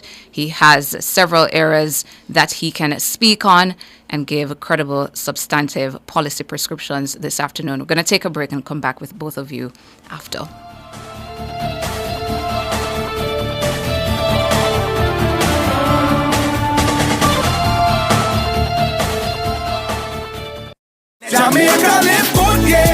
Give up every illegal gun. Call the police at 119 or Crime Stop at 311. The time by the Ministry of National Security is 7:32. Fix up with Fleetwood products for your home improvement, personal care, and aromatherapy needs. They have your well-being in mind. Available at retailers island-wide. The temperature by Fleetwood Jamaica is 26 degrees Celsius in Kingston, 26 degrees Celsius in Montego Bay, 22 degrees Celsius in Mandeville. JPS. Aye, my JPS app. The mobile app brave as I said hot. With the mobile app, you feel know you can't flop the app in a happiness. Cause what? My JPS app easy to a riddle my light of it bright than the moon. If I want thing me love me JPS app, me I tell you about it in the tune. My JPS app easy to a riddle for me light of it bright than the moon. If I want thing me love me JPS app, yeah we fully outside with the crew. JPS, pouring what matters. In this uncertain U.S. immigration climate, you need expert guidance you can trust. The Consular Queen LLC handles visas, waivers, petitions, and more, making immigration stress-free. Don't navigate the process alone. Get professional support today. Call 470-593-8448 now. That's 470-593-8448. The Consular Queen. Unite families, change lives. 470-593-8448. Secure your future today. At Active Home Center, we've got everything you need to create that perfect spa retreat. From comfort-hyped toilets to the widest selection in faucets and shower enclosures to stylish tubs and the latest trends in bathroom cabinets in various sizes. Our bathroom collection has the perfect fit for every space and every budget. Your relaxing retreat starts here. Visit our showroom in Kingston at 84 Constance Spring Road or Montego Bay at Barnett Tech Park. Active Home Center. More savings, more choices. The University of the Commonwealth Caribbean Roadshow, the roadmap to your future. Join us for fast and easy registration, informative sessions, one-on-one guidance, and more. Look out for us on March 11, Port Antonio, March 13, May Pen, March 14, Morant Bay, March 18, Mandeville, March 21, Ocho Rios, March 25, Montego Bay, and our last stop, March 28, Halfway Tree. UCC Roadshow, the roadmap to your future. You don't want to miss it. Visit www.ucc.edu.jm for more details.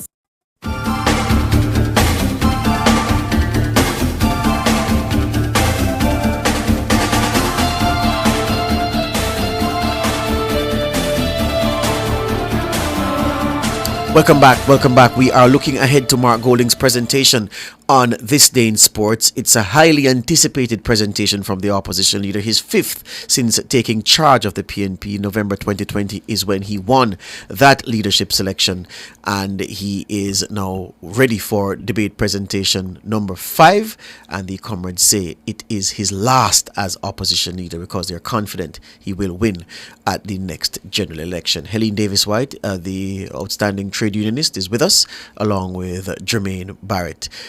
Good morning again, ladies and gentlemen. Helene, let me go here, and I want you to walk with me with this one.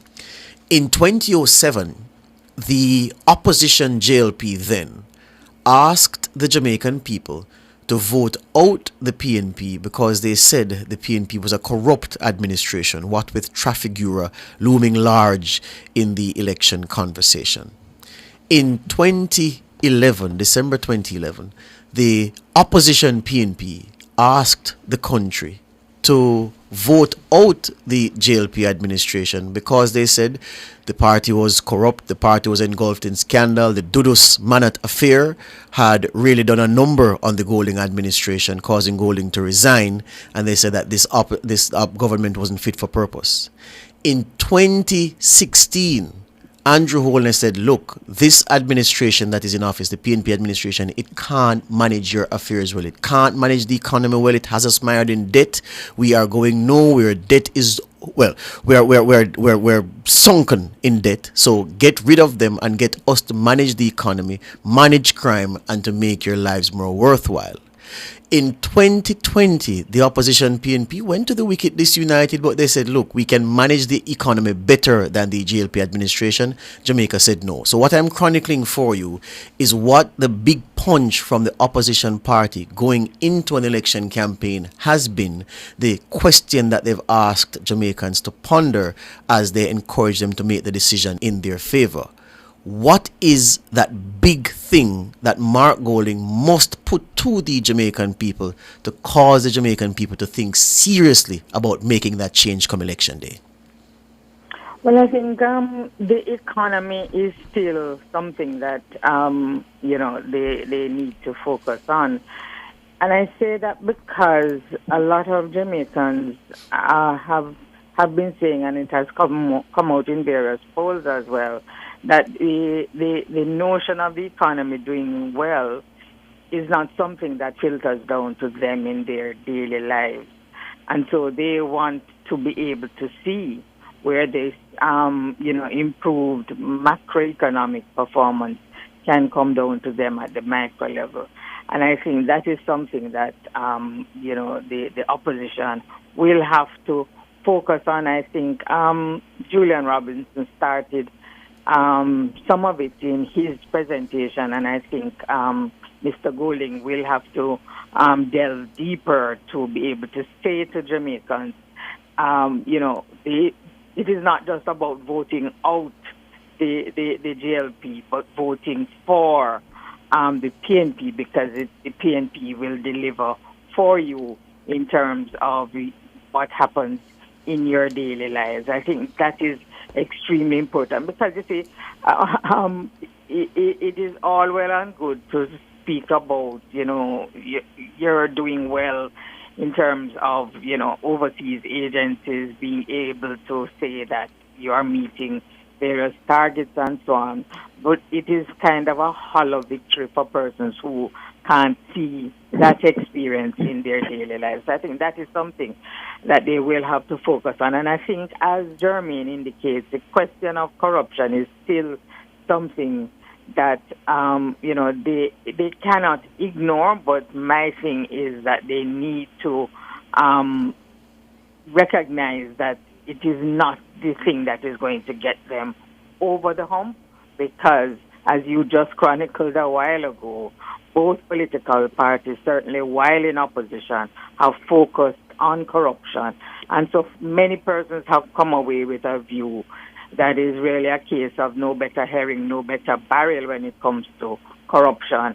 And so I don't think that that is the thing that is going to get them over the hump. Yeah. People really are going to be voting as to how they think this party, any party, is going to be able to change what is happening in their daily lives. Jermaine, at a point in this cycle that we're in, the PNP was saying to Jamaicans, look, don't buy this argument about macroeconomic stability, because macroeconomic stability can't yam. Yeah, they boil down a lot of things to, but does it put money in your pocket? It doesn't put money in your pocket, then this government is not doing as well as they say they are doing. Does Mark Golding then go forward today and articulate a range of things that translate into the Kanyam for the Jamaican public, that are those set of policies that immediately will put more money into the pocket of Jamaicans? Is that where his sweet spot is, you believe, today? I think he has to be extraordinarily careful. So the average Jamaican would get excited by those kinds of sweet things, if the goodies. The expensive things that Jamaica at this time can ill afford, because those kinds of things, if you don't work out the budgeting for them, how it is that you're going to fund them, what it is that you're going to take resources from in order to compensate for those costs, you find yourself running a budget deficit and, infringing on the debt to GDP ratio and causing that to go up again and causing us to get back into a cycle where, for example, every budget you have taxes being imposed. Those are the kinds of experiences that he has to be mindful of, even as he tries to kind of dance between raindrops and give Jamaicans what it is that Jamaicans want.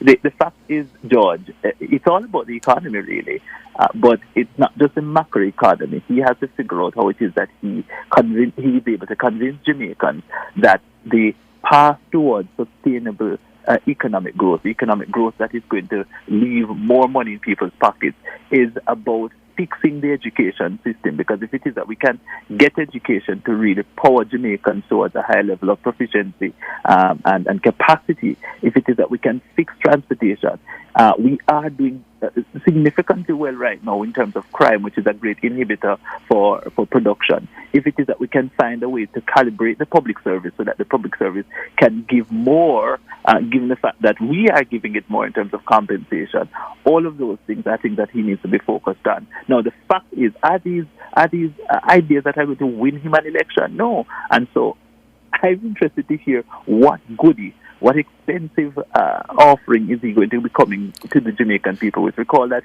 I think it was in 2016 when the then opposition leader Andrew Holness sort of dangled before Jamaicans this wonderful idea of the 1.5. 1.5. Well, it was more than dangle, and that's where I'm going with this one to Helene Jermaine, because here's the thing.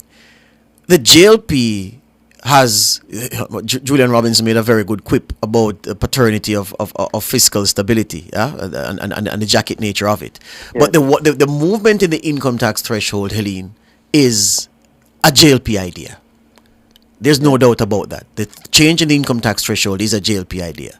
Does Mark Golding run the risk of trying to outmaneuver the JLP on a policy of moving up the income tax threshold? Does he play that high wire act and be accused of trying to take a JLP idea in the context of a PNP talking about keeping its powder dry until this point because it doesn't want the JLP to steal its ideas? Can it beat the JLP at a policy that it has put on table and moved several times and announced more movements to come? Does he go that route, you believe?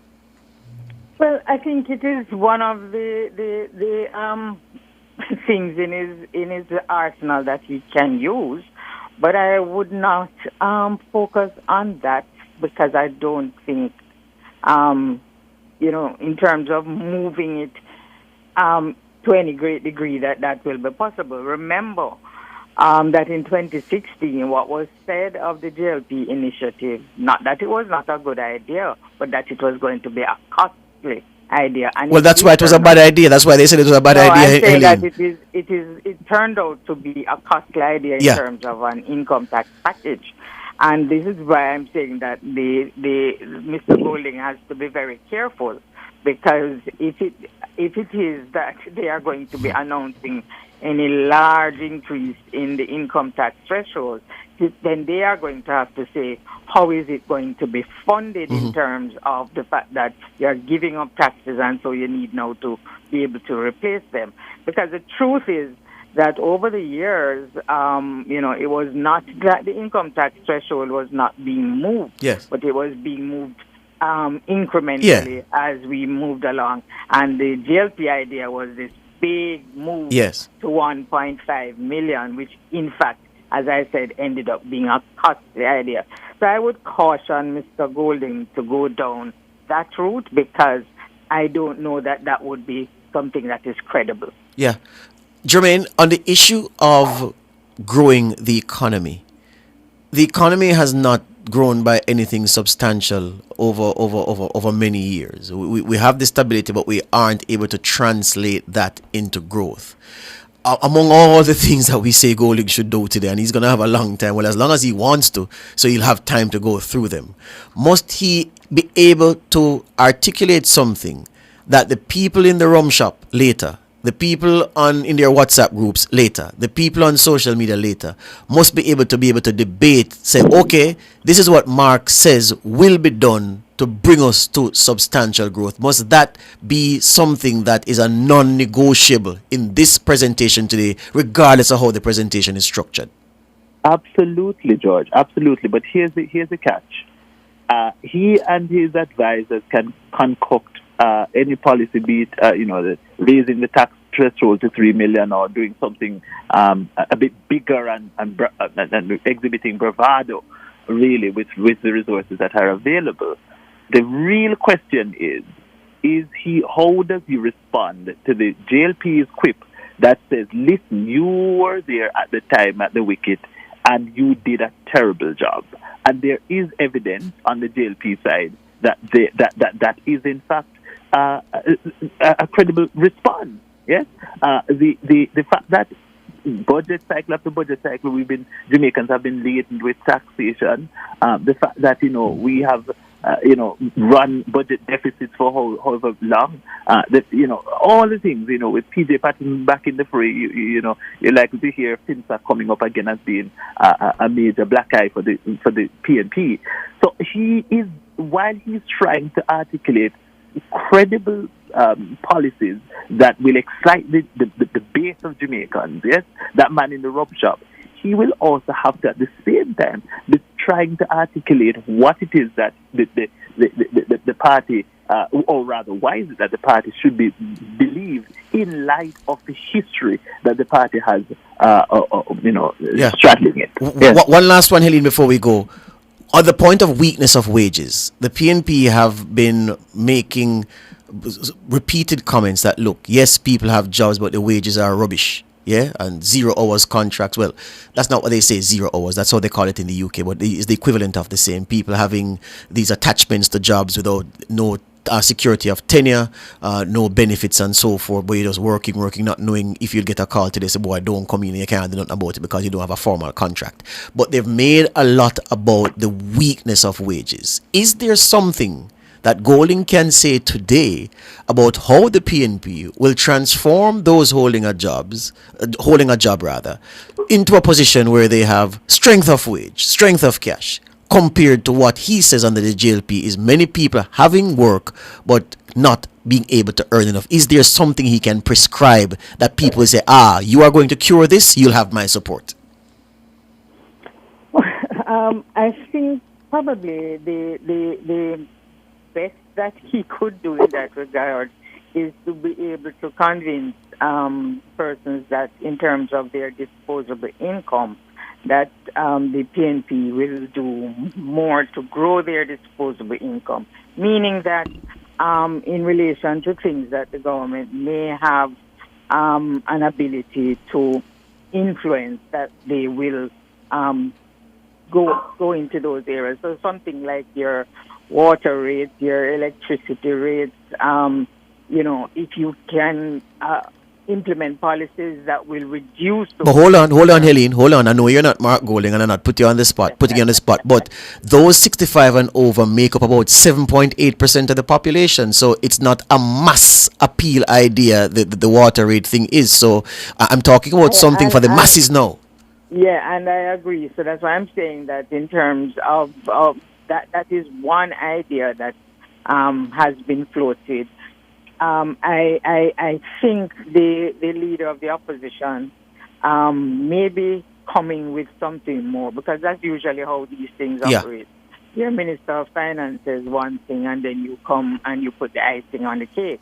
So I am thinking that in terms of the icing on the cake, the major thing would be how is the PNP going to grow your disposable income, bearing in mind that the government, and also I think in terms of how workers are employed, this business of short-term contracts and people not having any kind of security of tenure, that they could be announcing policies that will improve that area as well, so that persons don't feel as vulnerable in their employment as is the case. One day, Helene, when the dust settles on this budget debate, you need to come here one morning, come sit with us and talk about the issue of the short-term contracts, because it's a global problem and it's not for the benefit of anybody, I don't think. But we'll create some space for you to have time to do that. All right? No problem. Thank you, Jermaine. Helene, we're out of time this morning. Thank you very much. Yeah. You're welcome. All the best. All right. Good.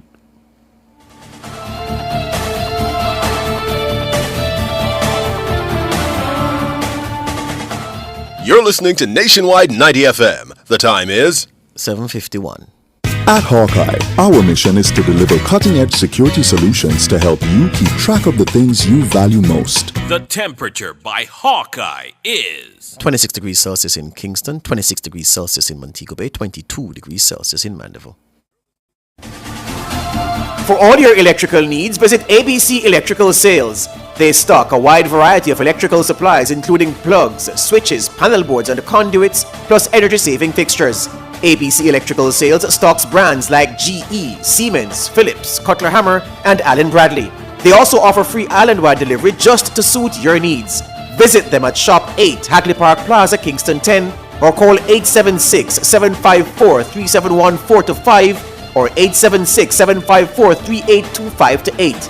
ABC Electrical Sales, for a better choice in the electrical business. need to speak with an officer from the National Land Agency's Land Titles Division? The NLA's QME Flex appointment system allows you to consult with an officer from the Land Titles Division online or over the phone from the comfort of your home or office. Book your appointment today at nla.gov.jm. For more information, call 876-750-5263. The National Land Agency. One agency, one goal to serve you better.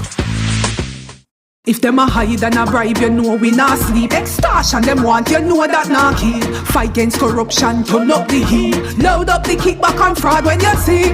Anti-corruption, join in the fight. Let's come together and make this right. When you see wrong, you feel open your mouth. Now there's a new avenue for speak out. We need a reduction. Make we fight against corruption. The Integrity Commission is working towards Jamaica, where there's integrity, accountability, and transparency in public service, where acts of corruption by persons in public office will be investigated and dealt with transparency and accountability. Stand with us in the fight against corruption. Call the Integrity Commission Anti-Corruption Hotline 876-926-0001. Make we fight against corruption. Win with love. Use your JMMB Money Transfer Prepaid Visa Card from October 1, 2024 to June 30, 2025 for a chance to win your share of a $2.1 million grand prize, plus a $100,000 university cash grant and cash back from paying tolls and shopping with your card. Receive money 24/7 in minutes with Visa Direct via MoneyGram, Zoom, Remitly, or directly through RIA and Zoom. Visit jm.jmmb.com/money-transfer for full details on how to enter and win with love. Authorized under Section 58.3 of the Betting, Gaming, and Lotteries Act. Conditions apply.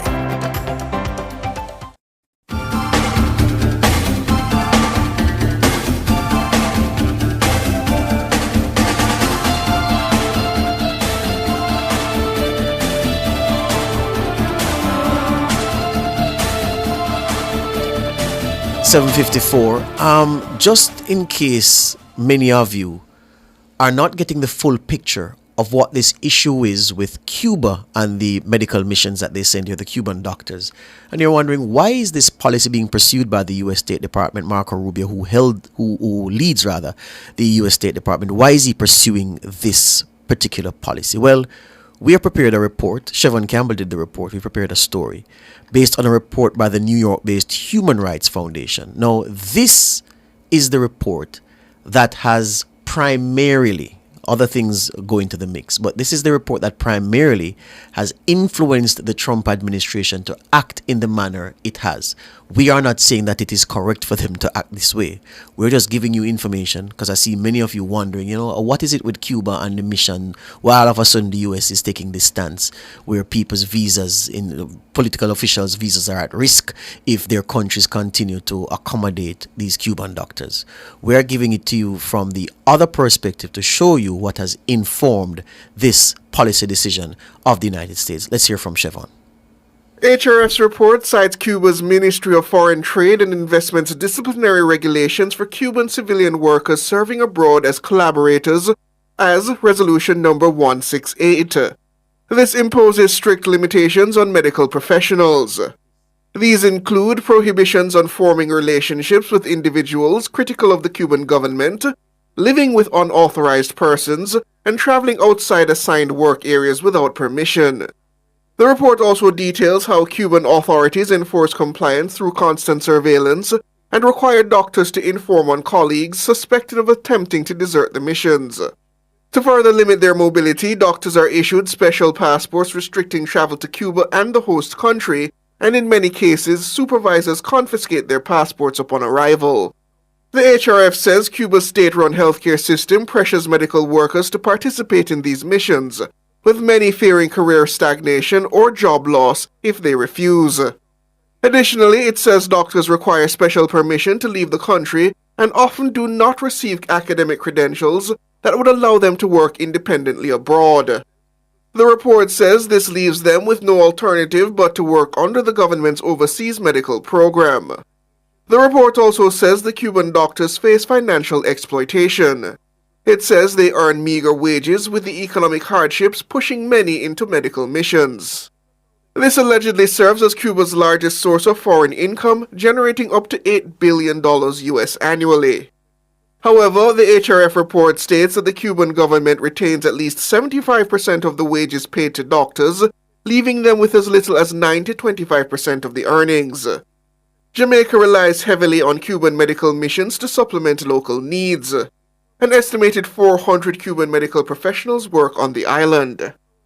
Speaking recently, Health Minister Dr. Christopher Tufton stated there's no evidence of exploitation on the part of the Jamaican government. We respect human rights. We are signatories to the international conventions around that. That is primarily managed through the Ministry of Foreign Affairs and Foreign Trade. And we want to comply with all those rules. So if there's evidence to suggest that and there's a need for any adjustment, then it's something we're prepared to look at for sure, because in keeping with our mandate to observe and to respect human rights. But like I say, the relationship as we know it has been cordial. The benefits have been tremendous, and we have not had any complaints to date from any of the Cuban nationals who have been here. Siobhan Campbell for Nationwide News.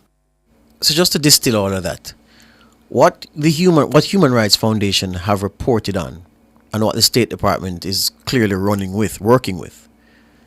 This Cuban medical mission, they say, I have to be clear on that, next thing you said Nationwide says so, yeah?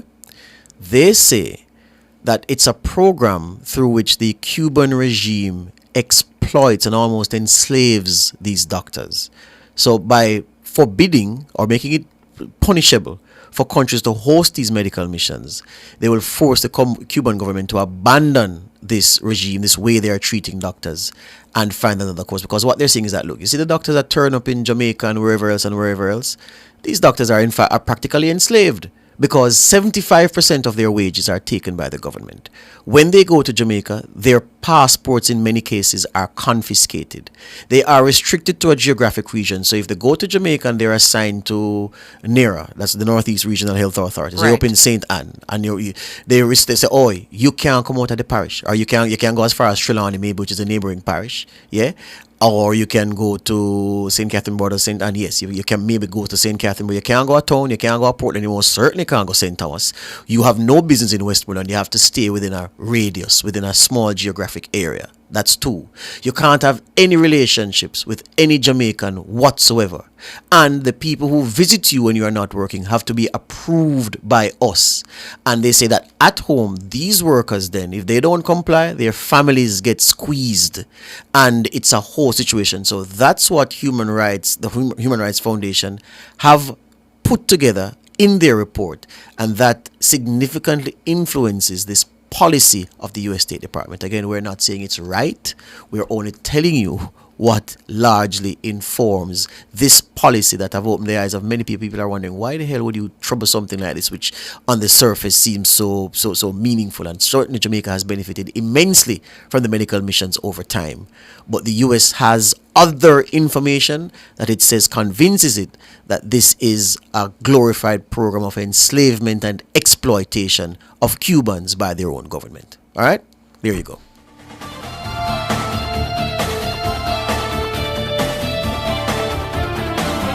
Front Page was brought to you today by ABC Electrical Sales.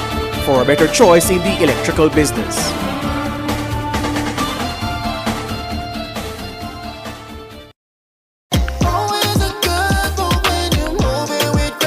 The time by Grace Good Move is 8:01. Success, powered by learning. The temperature, brought to you by Sandals Corporate University. Come grow with us, is 26 degrees Celsius in Kingston, 26 degrees Celsius in Montego Bay, 22 degrees Celsius in Mandeville. From the mountainside to seaside, countryside to townside, inside and outside, it's across Jamaica this morning.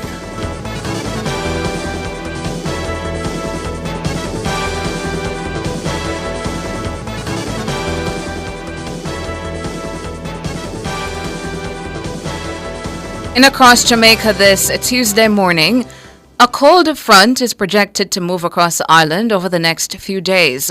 The Met Office says the forecast is for cooler than normal temperatures to affect Jamaica, especially northern parishes and hilly areas beginning Tuesday morning and continuing through Thursday. Occasional gusty winds are also expected, especially across northern parishes. Cloudy conditions with appearance of showers were expected to start Monday night. The Met Office is warning that fishers and other marine interests, especially those inshore the north and offshore the southeast coast, should exercise caution as sea conditions are expected to deteriorate over the period. Investigations are ongoing into the origins of a fire that destroyed a section of the Ocheris Market in St. Anne on Sunday. Reports are that thick black smoke was seen coming from the rear section of the market sometime after 4 Sunday afternoon. One unit from the fire department was dispatched to the area. The blaze was brought under control 1 hour later. Preliminary investigations revealed that 8 shops were ravaged by the fire. The damaged section of the market accommodates vendors who sell mainly agricultural produce and haberdashery. Member of Parliament for North East St. Anne Matthew Samuda toured the market on Monday. He was accompanied by local government minister Desmond McKenzie and Mayor of St. Anne's Bay Michael Belnavis. According to Minister McKenzie, cleanup operations will begin once the probe by the Jamaica Fire Brigade is completed. He says a meeting will be held in short order on the necessary repairs to the market.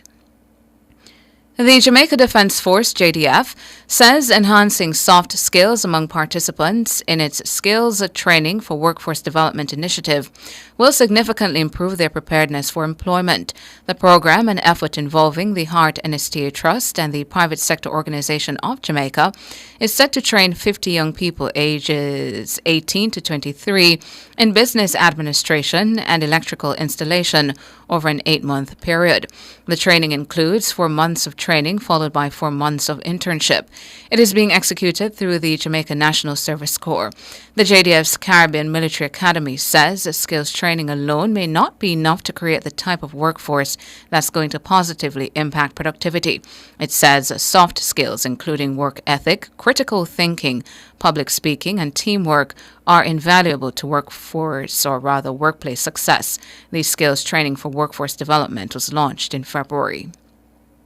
And that's it for Across Jamaica for this Tuesday morning. I'm Tawna Thomas.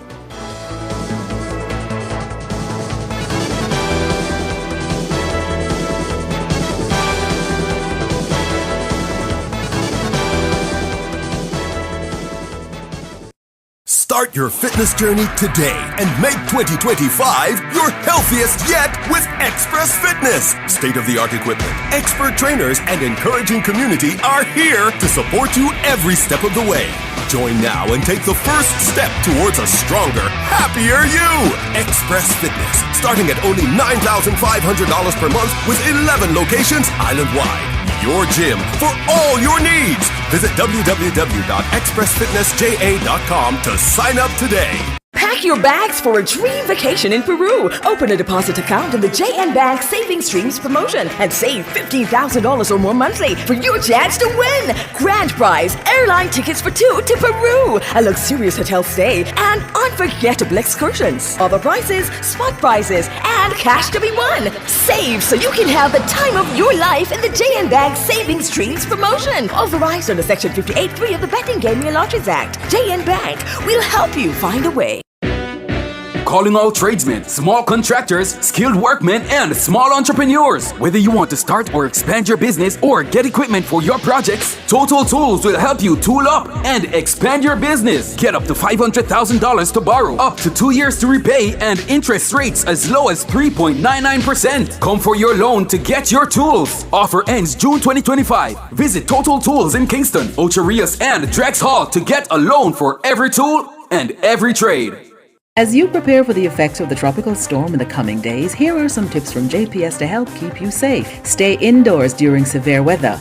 If you must go outside, wear the right gear. Avoid flooded areas. Hidden electrical hazards could put your life at risk. Stay away from fallen power lines. Lines on the ground may still be energized. Report issues quickly through the My JPS mobile app or call 888-CALL-JPS. That's 888-225-5577. JPS, powering what matters safely. Glory Smart Gel Liquid Detergent, a revolution for laundry day. One small cap, one regular load. Fix Up with Fleetwood is brought to you by Fleetwood Jamaica, making today and tomorrow better for all through excellence in manufacturing.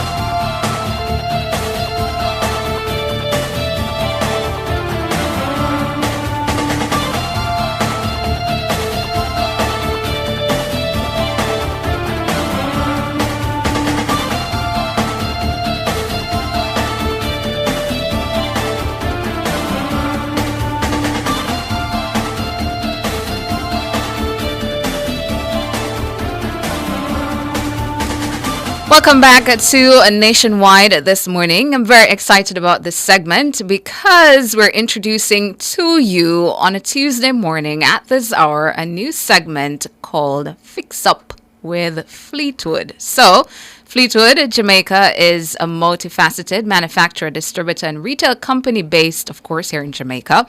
The company has been in operation for over 50 years with a focus on 3 key product lines through separate divisions. That's Fleetwood, Orion Manufacturing Services, and recently as well, Starfish Oils. For more about Fleetwood Jamaica Limited, I'm being joined by the operations and business manager for Fleetwood Jamaica Limited here in studio, Tanya Hurd. Hey to you, Tanya.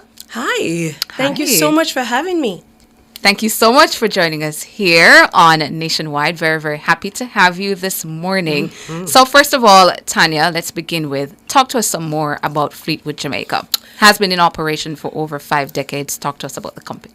That's correct. So Fleetwood Jamaica Limited, as you have just mentioned, we are 52 years old, mm-hmm. and we have always had our manufacturing facilities in Yala St. Thomas. So we have been there throughout all the years of Yalas, and the transformation now is very awesome for us to behold. We pride ourselves on being manufacturers for international brands, mm-hmm. and we are proud to be able to support our economy with the manufacturing quality that we produce or we provide, and we are proud also to support the parish of St. Thomas. We know that over the years, we have gone through many transitions, and the products that we have been able to introduce to the market space has gone with us. The transitions have come along with us. Right. And Glory Smart Gel is one of those products that we have transitioned into, starting around 2018, I think it was. Yes. And we purchased it from a very innovative young couple, and we are proud now to own it, claim it as our own, and to introduce it to a wider audience, hopefully, because Nationwide has a very far reach, right? We absolutely do. Right. So, Tanya, and as you mentioned the Glory Smart Gel, we should tell our listeners as well, if you could hop on over to our YouTube channel, Nationwide 90 FM Live, too, because Tanya has brought some of her products, some of her Glory Smart Gel in the different bottle sizes. If you could talk to us, Tanya, about the sizes that you have there and just a little bit about the product. Well, first, Glory, we have it in an unconventional type bottle.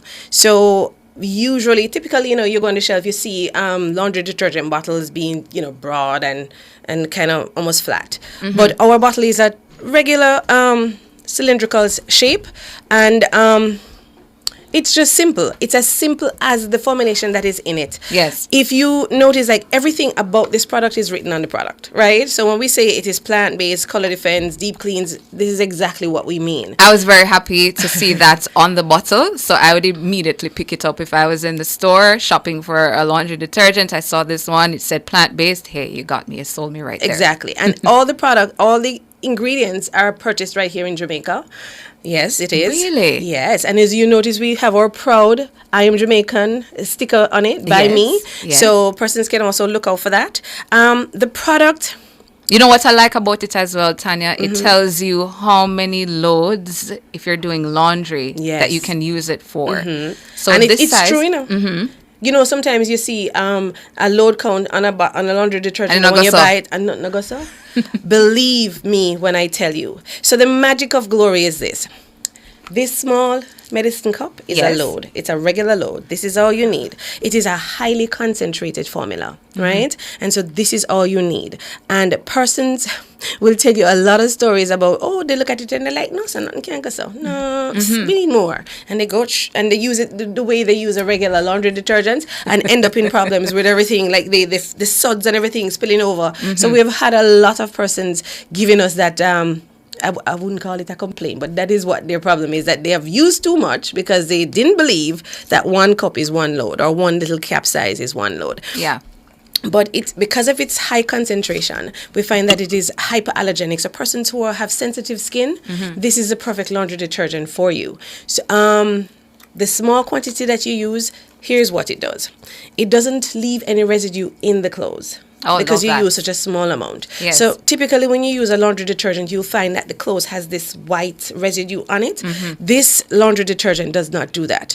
Because you use a small amount, it leaves no deposits in the clothes. And so because of that, you don't need a softener.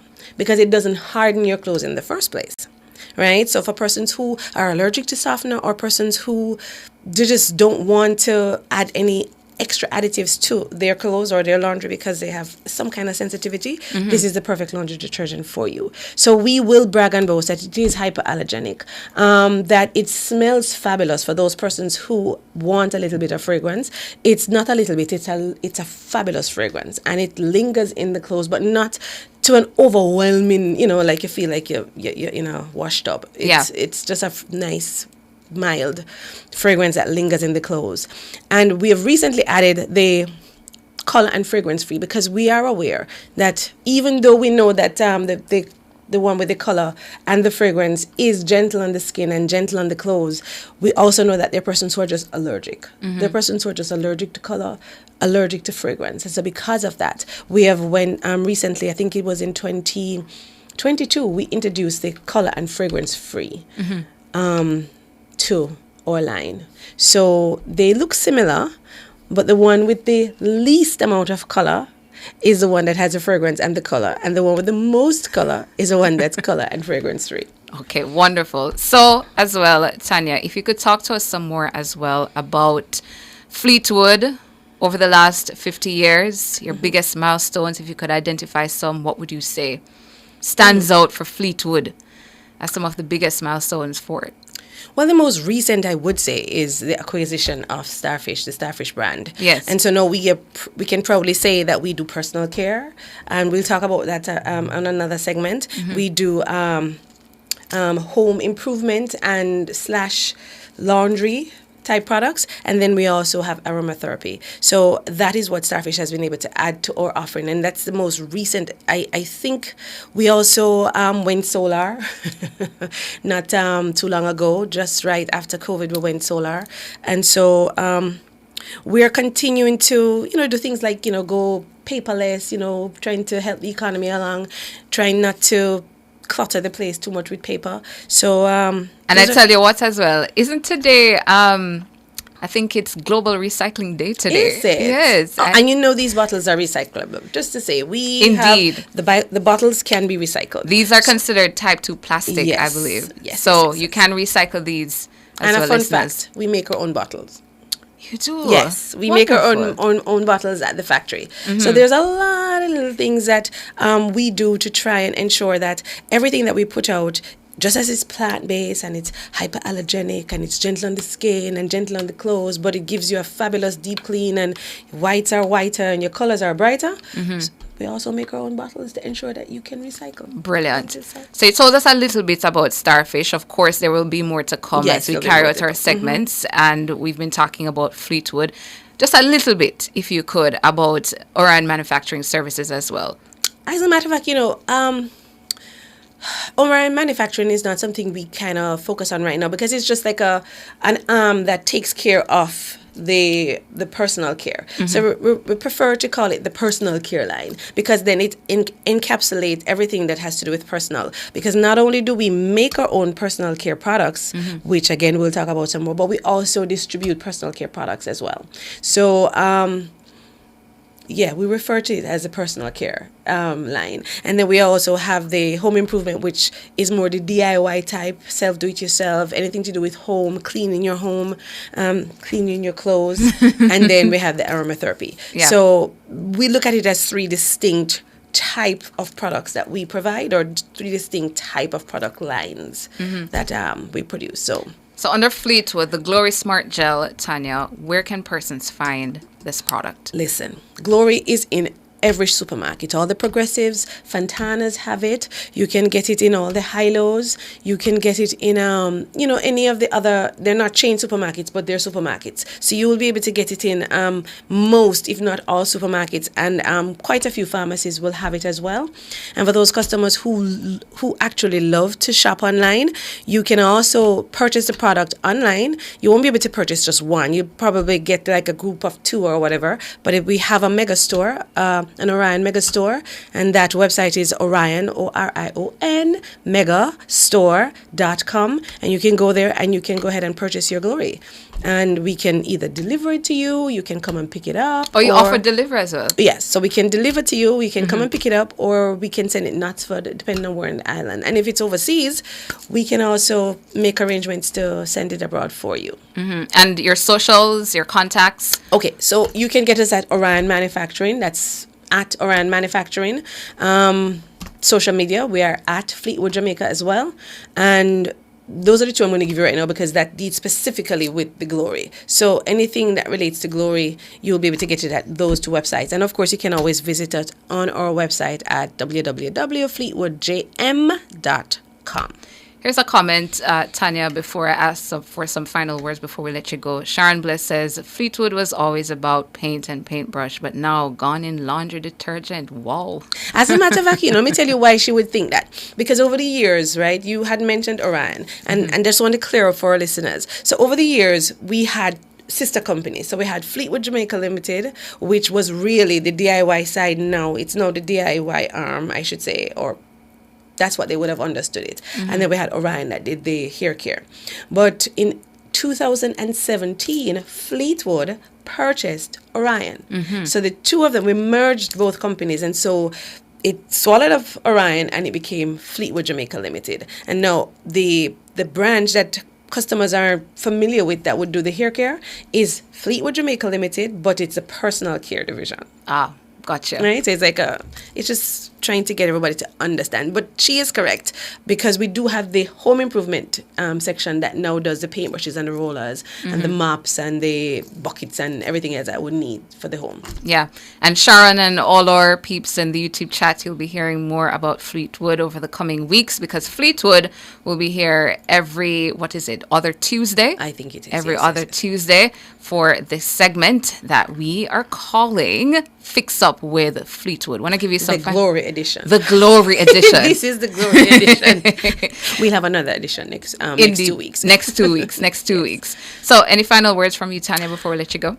Well, as I said, Fleetwood is a dynamic company that we've all enjoyed working for. And so we do hope that the consumers who are listening, who probably would have passed this little bottle on the shelves and they probably wouldn't have given it a second look, first look for the I Am Jamaican By Me sticker and just give Glory a try. I can assure you guys that the 32-ounce bottle will give you more than 2 months laundry. And guess what, guys? For babies, I've always encourage people, like, you know, once we're having our baby showers and stuff, give practical gifts. This Smart Glory Gel with the, or Glory Smart Gel with the 32 ounce, half of this is a baby load.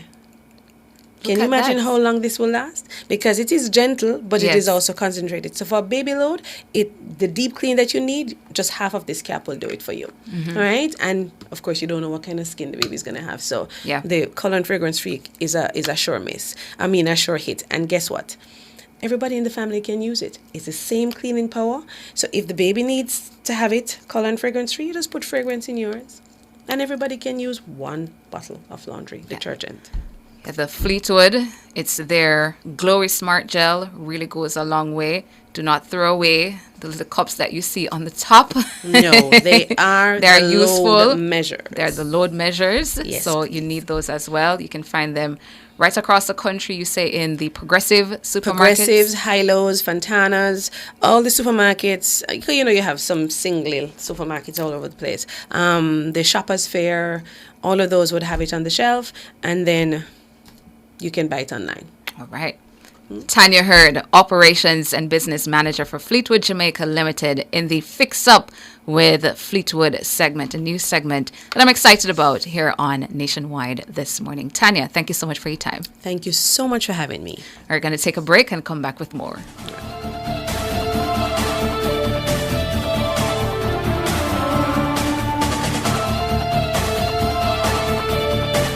Glory Smart Gel Liquid Detergent, a revolution for laundry day. One small cap, one regular load. Fix Up with Fleetwood was brought to you by Fleetwood Jamaica, making today and tomorrow better for all through excellence in manufacturing. Apply for your NHD refunds at nhd.gov.jm or via the NHD app. Do not click on any links offering to help you. The time by the NHD is 8:24. Fontana Pharmacy has a wide variety of items from pharmaceuticals, household, cosmetics, toys, and more. The temperature by Fontana Pharmacy, it's all good inside, is 27 degrees Celsius in capital city Kingston, 27 also out west in Montego Bay, and 23 degrees Celsius in Mandeville. Are you ready to debate, dominate, and drive change? The public sector debate competition is back, bigger, bolder, and better than ever. Public sector employees, this is your chance to showcase your skills, sharpen your arguments, and tackle the nation's biggest issues head on. Don't wait. Registration closes March 28, 2025. Sign up now at publicsectortransformation.gov.jm. Brought to you by the Transformation Implementation Unit, building a better public sector for all. Data Protection Matters was brought to you by Design Privacy. We help you comply and build trust.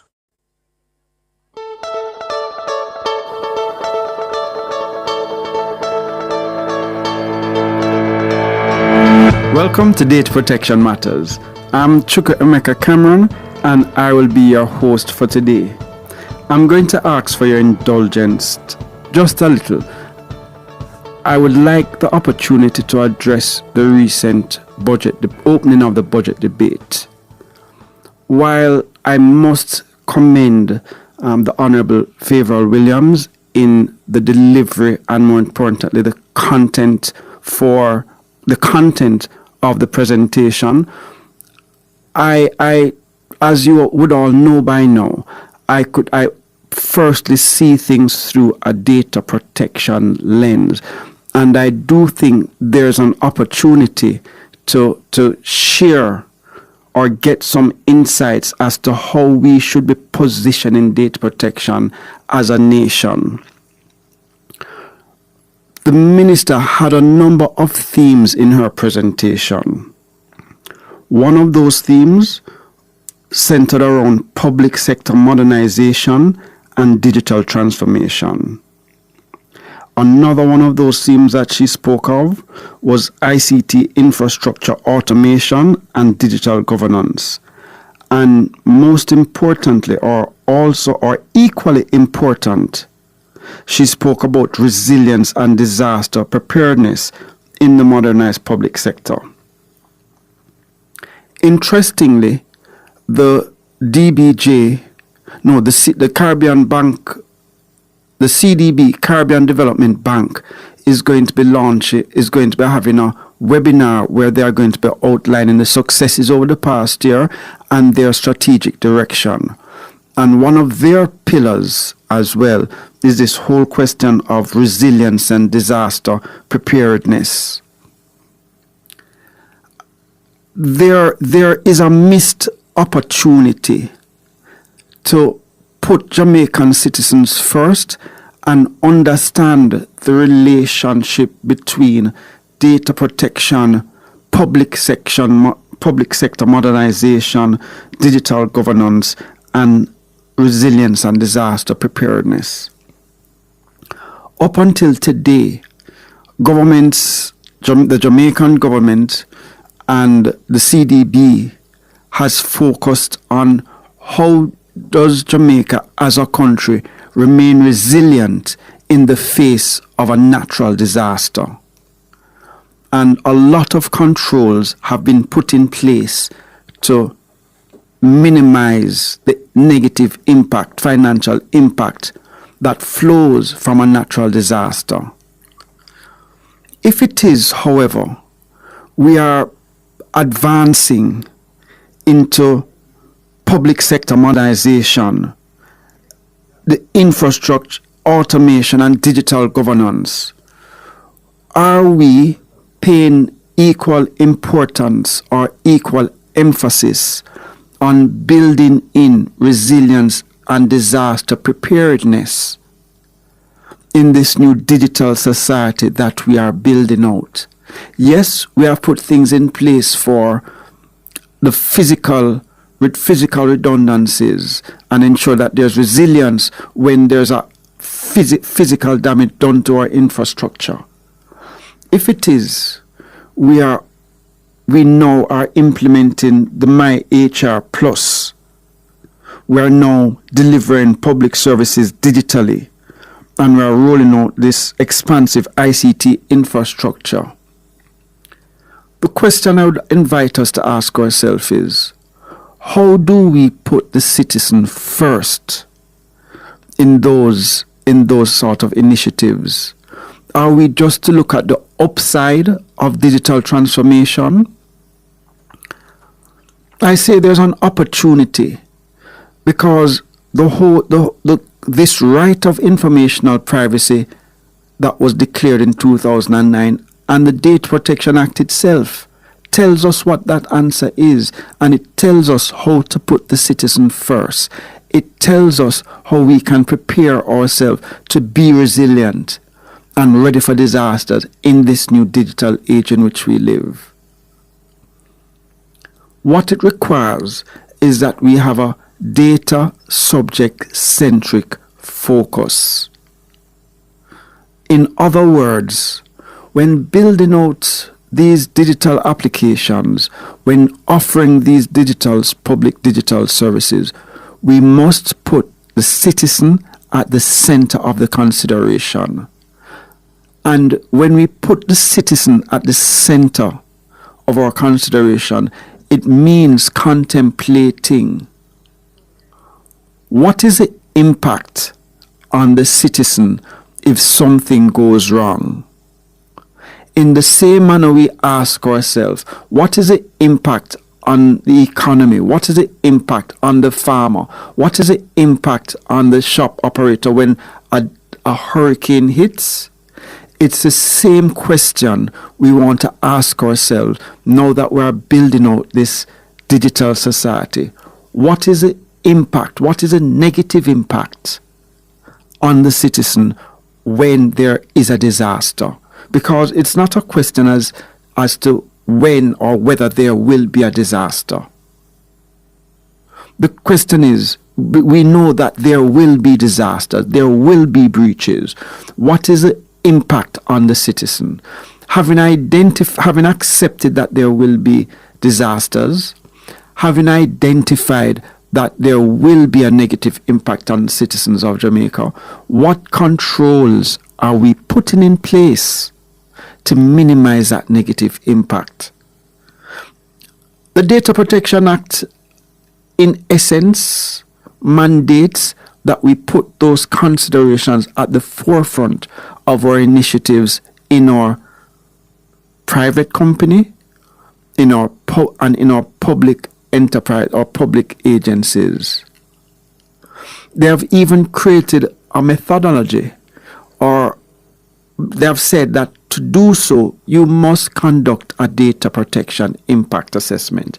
All they're requiring, all the Data Protection Act is asking you to do is to be aware of what personal data you're processing in these new applications, in these new initiatives. You have to understand who is this information being shared with and how. Then you need to ask yourself and identify the risks to the data subject by processing the information in this way. And having done that, identify the controls that are necessary to minimize the risk. So on a national level, when we look at the budget debate presentation, we heard about the different initiatives and the different themes that will be continuing into the next 5 years. And yes, we have the Office of the Information Commissioner. But interestingly, the Office of the Information Commissioner has taken a decision to defer the requirement of organizations filing their DPIAs.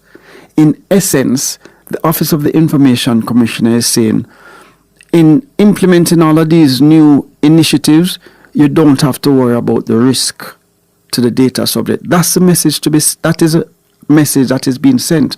While it may actually speak to the inability to oversee that or receive the applications, we must be mindful of the decisions that are being, the messages or the messaging that is being sent to the public at large, because understanding the risk that we're exposing our citizens and our clients and our customers to must be at the forefront of all of these digital initiatives in our effort to transform our society.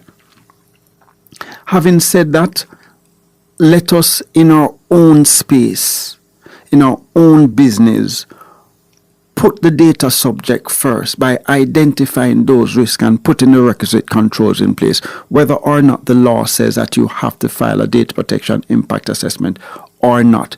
You benefit, your business benefits, and your client wins. Until Thursday, walk good.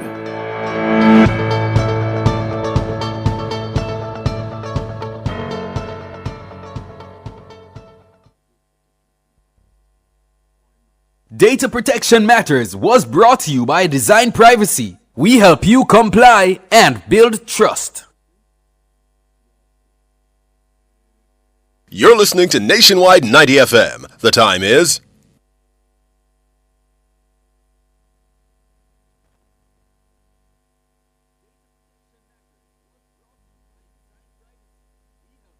8:35.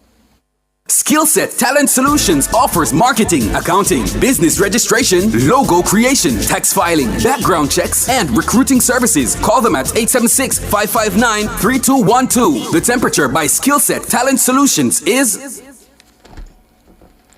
27 degrees Celsius in Kingston, 27 degrees Celsius in Montego Bay, 23 degrees Celsius in Mandeville. Yo, my boss. Yo, my general. Yo, my king. Yeah. The new BK Mega Stacker. Come for run everything. Choose your style. Double, triple, or quad stack. Juicy grilled beef. Plus crispy bacon, some stark-rific sauce, and layers of melted cheese. So if you think you can angle it, stackify yourself today. Order the BK Mega Stacker and have it your way. The new BK Mega Stacker. Built for satisfaction. Limited time. Only at Burger King. The University of the Commonwealth Caribbean Roadshow, the roadmap to your future. Join us for fast and easy registration, informative sessions, one-on-one guidance, and more. Look out for us on March 11, Port Antonio, March 13, May Pen, March 14, Morant Bay, March 18, Mandeville, March 21, Ocho Rios, March 25, Montego Bay, and our last stop, March 28, Halfway Tree. UCC Roadshow, the roadmap to your future. You don't want to miss it. Visit www.ucc.edu.jm for more details. Haughton's RX, the caring pharmacy. The Yes We Can Pharmacy. The Yes It's In Stock Pharmacy. The House Call Delivery Pharmacy. The RX Pack Mobile App Pharmacy. The RX Plus Digital Wallet Pharmacy. The 20% Reward Pharmacy. The Easy to Remember Number Pharmacy. 876 RX0 RXRX. The Easy Access 24/7 Pharmacy. Haughton's RX. The Convenient Pharmacy. Hashtag Wellness. Hashtag Simply Delivered. A healthier you is brought to you by Express Fitness. Your goal or mission, Haughton's Pharmacy, a family tradition of dispensing and caring for 100 years. And Pharma Cold and Flu, distributed by Massey Distribution.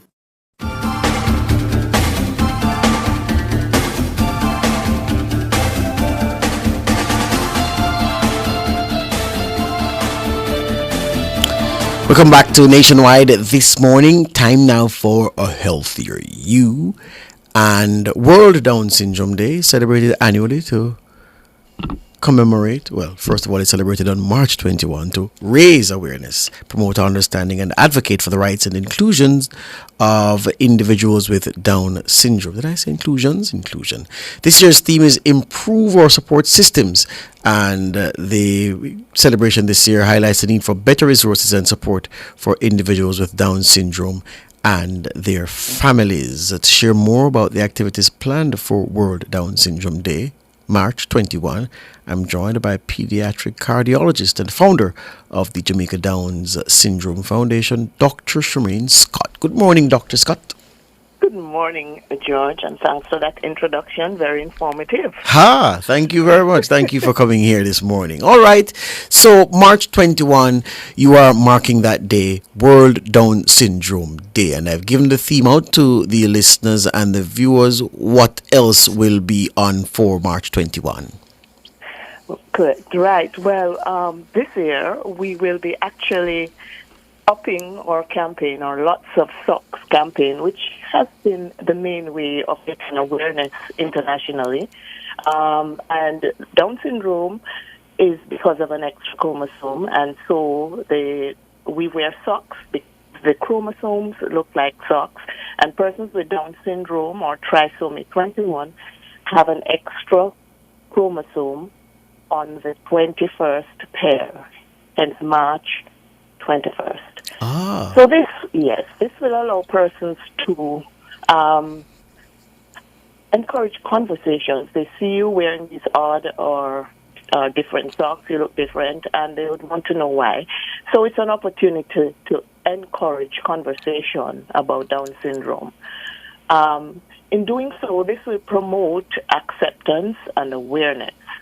So our campaign is dubbed internationally Lots of Socks. And here in Jamaica, what we're doing this year is we're having a media campaign. So you're helping to get the word out there.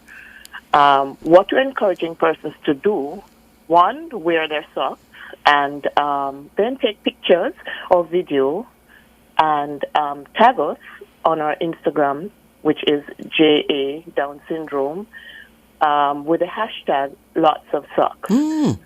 Right. So that's 4 simple steps.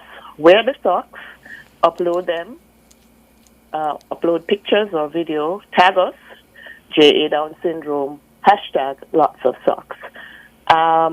We did have socks for sale, but if you can't come in and get socks, and I'm afraid they're really going very fast, then just find socks and do your pictures and do upload. And of course, you can donate to the foundation. You may call our office. That's 876-978-0829 to get the banking details if you would like to make a direct donation. Well, Dr. Scott, it's funny you say that about the socks. I have on a smashing pair of socks this morning. Yeah? And on March 21, I'm going to wear another smashing pair. And I'm going to take the pictures and take the video. You won't have to ask me twice. And I'm going to do the hashtag and I'm going to participate. I'm going to participate. Thank you so much. We can only improve our support systems if we have money. Yes, indeed. That's right. So that's what we are doing for World Down Syndrome Day. I've always wanted to know, where does the term Down syndrome come from? I've always wondered of all the things that could be attached to describe the condition. Explain to me why Down syndrome. Right. So the condition was actually described well over 150 years ago by a physician called Dr. Langdon Down in London. And so initially, they actually used to call persons with Down syndrome mongoloid idiots. Mongoloid idiots. Subsequently, what's in a name? I mean, that's kind of a stigma, isn't it? So the name was changed, and over years it has been evolving to Down syndrome after the doctor who first described the condition. Right. Later on, the cause of Down syndrome was found to be an extra chromosome by another physician, and so the condition was the name. Also, trisomy 21 came into vogue. So Down syndrome is after the physician who first described it. Now, you may notice that there is Down as well as Down apostrophe S. Yes. And so there was another kind of name change, as it were, because the thinking is that Dr. Down did not have Down syndrome. Yes. So they tend to drop the S, especially in the American literature. The British literature still uses the apostrophe S, but even they are shifting to Down syndrome. So there's been a name change over the years. Yes. How well has World Down Syndrome Day been supported locally over the years, Dr. Scott? So there's been a lot of improvement. In fact, World Down Syndrome Day was first celebrated in 2006, and just 1 year later we formed the Jamaica Down Syndrome Foundation. So over the years we have managed to gain a lot of awareness, should I say, of the condition, so that people are more understanding and hence more accepting. So I think there's been improvements in doing that, but we need action now, okay? And we need to, as the theme says, improve the support system. So some of the things we do include psychosocial support. So we have a full-time counselor on board. We also, when money allows, give grants from our fundraising activities for health screening and specialist visits, school and educational intervention, music lessons. We have a very active parent group, so we have group meetings and we have dance classes and fun days. But certainly we can only extend this to as far as funds allow. Yes. So our fundraisers, I would love to have the support of Jamaicans. We used to have something called a Lift Up Downs concert. Yes. This year we are having our social media campaign. In October we'll be having a Brethren Walk at Hope Gardens, so listen out for that. And of course, today, coming up on Friday, are lots of socks campaigns. So do support our fundraisers so we're able to help in improving our support systems locally for persons living with Down syndrome. Quickly again, remind me how people can contribute. Right. So our bank account, direct deposits, that's the NCB, a current account, 211061839, Jamaica Down Syndrome Foundation, and it's the Oxford Place branch of the NCB. Direct donations are welcomed, or you can come into our office. We are at Stanton Terrace, 1 Stanton Terrace. Hear you on that. Dr. Scott, thank you very much, and certainly I'll make sure that the office rallies to the cause this year. We're going to do the socks campaign, and we're also going to see if we can do a whip round and get some contributions going as well. All right? Okay, thank you so much, George. It was my pleasure. Thank you very much. You're welcome. Pediatric cardiologist and founder of the Jamaica Down Syndrome Foundation, Dr. Charmaine Scott. A Healthier You was brought to you by Express Fitness. Your goal or mission. Horton's Pharmacy, a family tradition of dispensing and caring for 100 years. And Pharma Cold and Flu, distributed by Massive Distribution.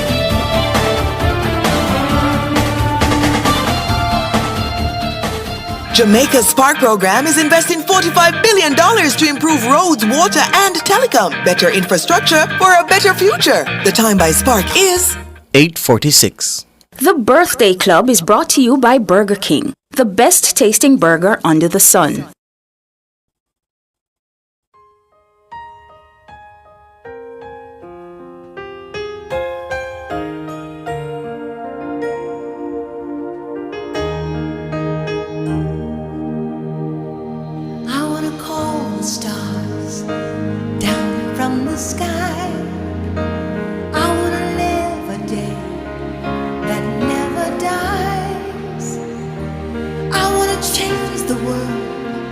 only for you.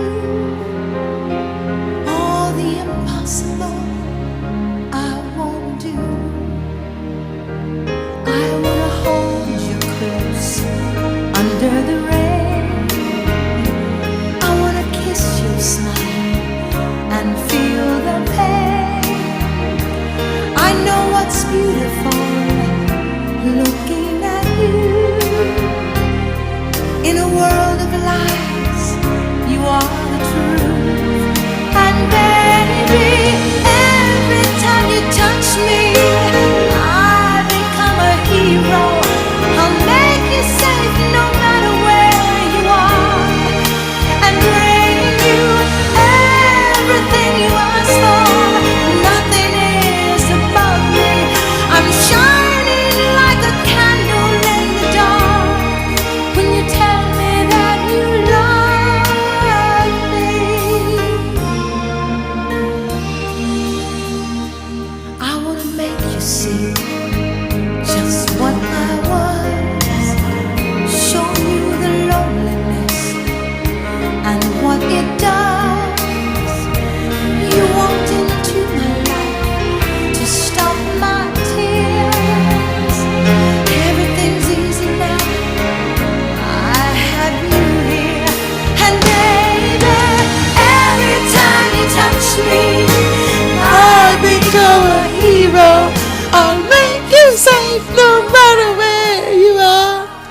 And bring you everything you ask for. Nothing is above me. I'm shining like a candle in the dark when you tell me that you love me. In a world without you, I will always hunger. Mr. Blue said, mind you hurt yourself. I could advise that. I could advise that. Pull a muscle, you understand? Yeah. What is that time of a Tuesday morning when we tell some very special people happy birthday and happy anniversary? Happy birthday greetings going out to Lisa Winter. Hey to you, Lisa. A happy birthday to you. Greetings coming from your dad, Llewellyn Winter. Wishing for you a wonderful day. Happy birthday, Lisa. Happy birthday greetings also going out to Tremaine. Happy birthday to you. A message for you says, we love you. Continue to be that sweet young man that you are, Tremaine Bailey. It's a great honor to be your mother. I'm proud of you from your parents, especially mom, your only brother, your extended family, Gareth, and the rest of the crew. So happy birthday to you. Over on Facebook, happy birthday to Sophia Excellence, Johnny Francis, Johan Stevens, Brenton Brown, Georgian Jordan. Happy birthday. Happy birthday as well to Janelle McCullough and Sahara Patrickson Forbes. Happy birthday to you. Wishing for you guys a great day. Who else is celebrating a birthday today? I see Howard Clark sending happy birthday greetings. He says, please wish my mom a happy birthday. Mother, we love you and hope you have the most wonderful birthday today. Greetings coming from all your children and your grandchildren. So happy birthday to you, beautiful lady, from Howard Clark and the rest of the family. Who else is on the B-Day list? Do let us know so that we can wish you a special one.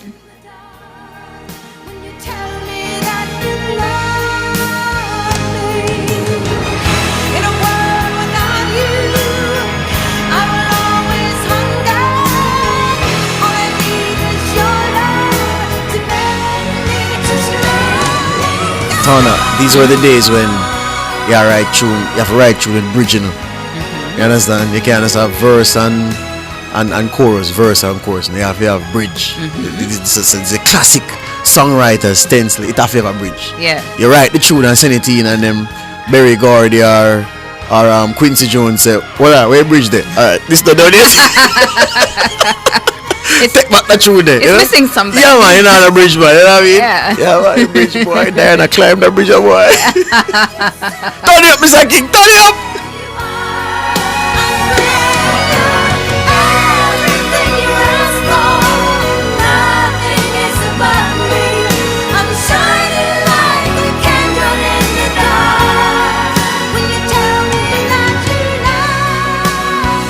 Mystical Vibrations sending happy birthday greetings to Mom, Miss Vinitha Hall of Stirling Castle, Red Hills, St. Andrew. Thanks for being our foundation. Happy birthday greetings to you. From Simone, Joseph, Giselle, Craig, Nicholas, and your grandkids, is it? So happy birthday to you, Miss Vinitha Hall in Stirling Castle. So you realize how Diana, or the voice powerful? Yeah. They told us the gravy just cooked down neat at the end, you know. Hold on, just play it, Misaki. Just listen to it, Tana. Listen to it.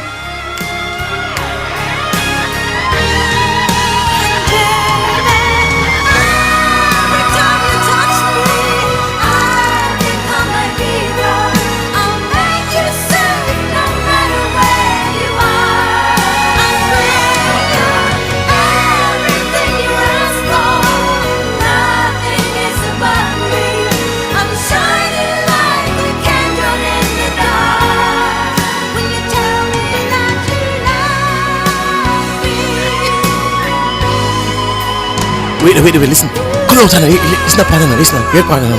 Get now. When you tell me that you love me. Days of peace. I saw you right, June. Ladies and gentlemen, Diana Ross. Ladies and gentlemen. The Birthday Club was brought to you by Burger King, the best tasting burger under the sun.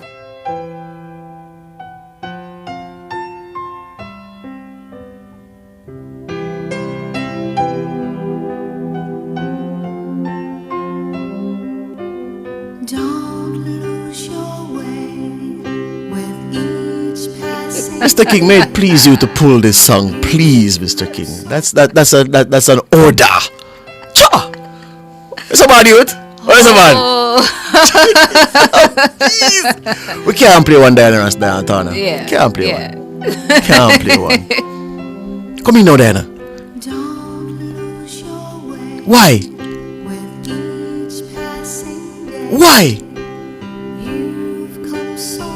A lie. What you say? Because what? Where you go start?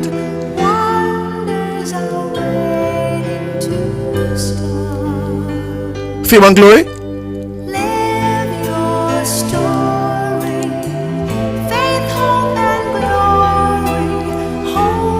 Diana, I still not see the point where you make. We are trying to say to me, lady. Talk to me plain, no man.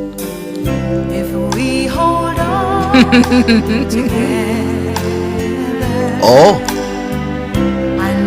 Well, Michael Paul just walking in the street and called to me. I know when a man called to me in a moment about youth. Keep it till later. Michael, you're always catching straight. Michael, me in my lab, my you. I know when a man called to me. Can I tell some more people happy birthday of before we go? Of course. Michelle Simpson sending happy birthday greetings to Sister Patricia Robinson. She says, girl, you're the glue to the family. So happy birthday to you, Pat, coming from your sister Michelle. And Patrina Henry sending happy anniversary to Maxine Mallet. All right, is it happy birthday? 30 years strong. So happy... Okay, it seems it's our anniversary. So happy anniversary to you, Maxine Mallet. Wishing for you a good day.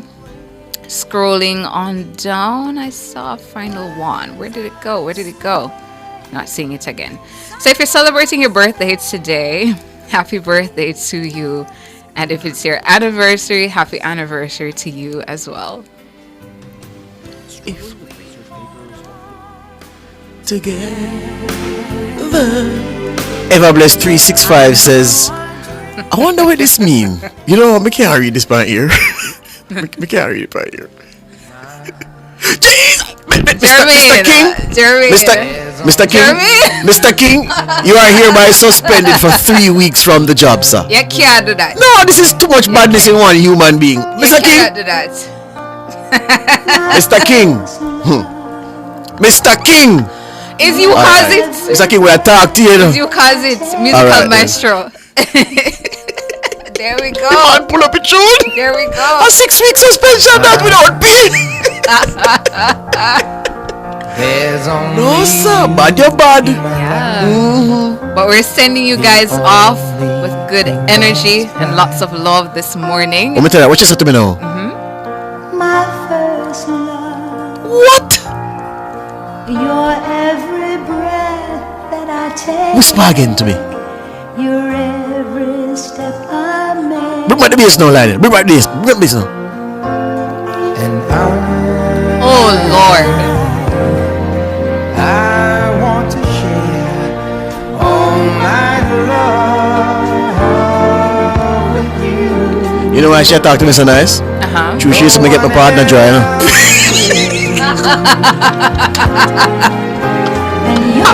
No. She used to get my partner in the corner.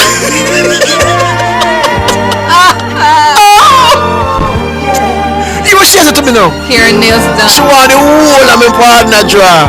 And I tell me, say, Endless love. We got to go. Thank you so much for tuning in to Nationwide this morning, NTM. Thanks so much to our technical operator, the musical maestro Jermaine King. Thanks so much to our super producer Michelle McCrae Smith and our super editor Kimon Thompson in the newsroom. Up next, the Consumer Hour with Norgay Banton, and at 10, Cliff Hughes Online. I'm Tana. I spend the whole of my partner for myself. Good morning.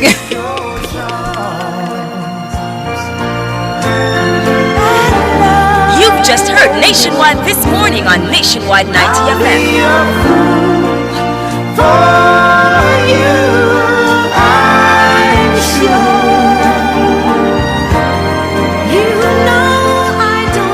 Fearless and fair. Nationwide 90 FM.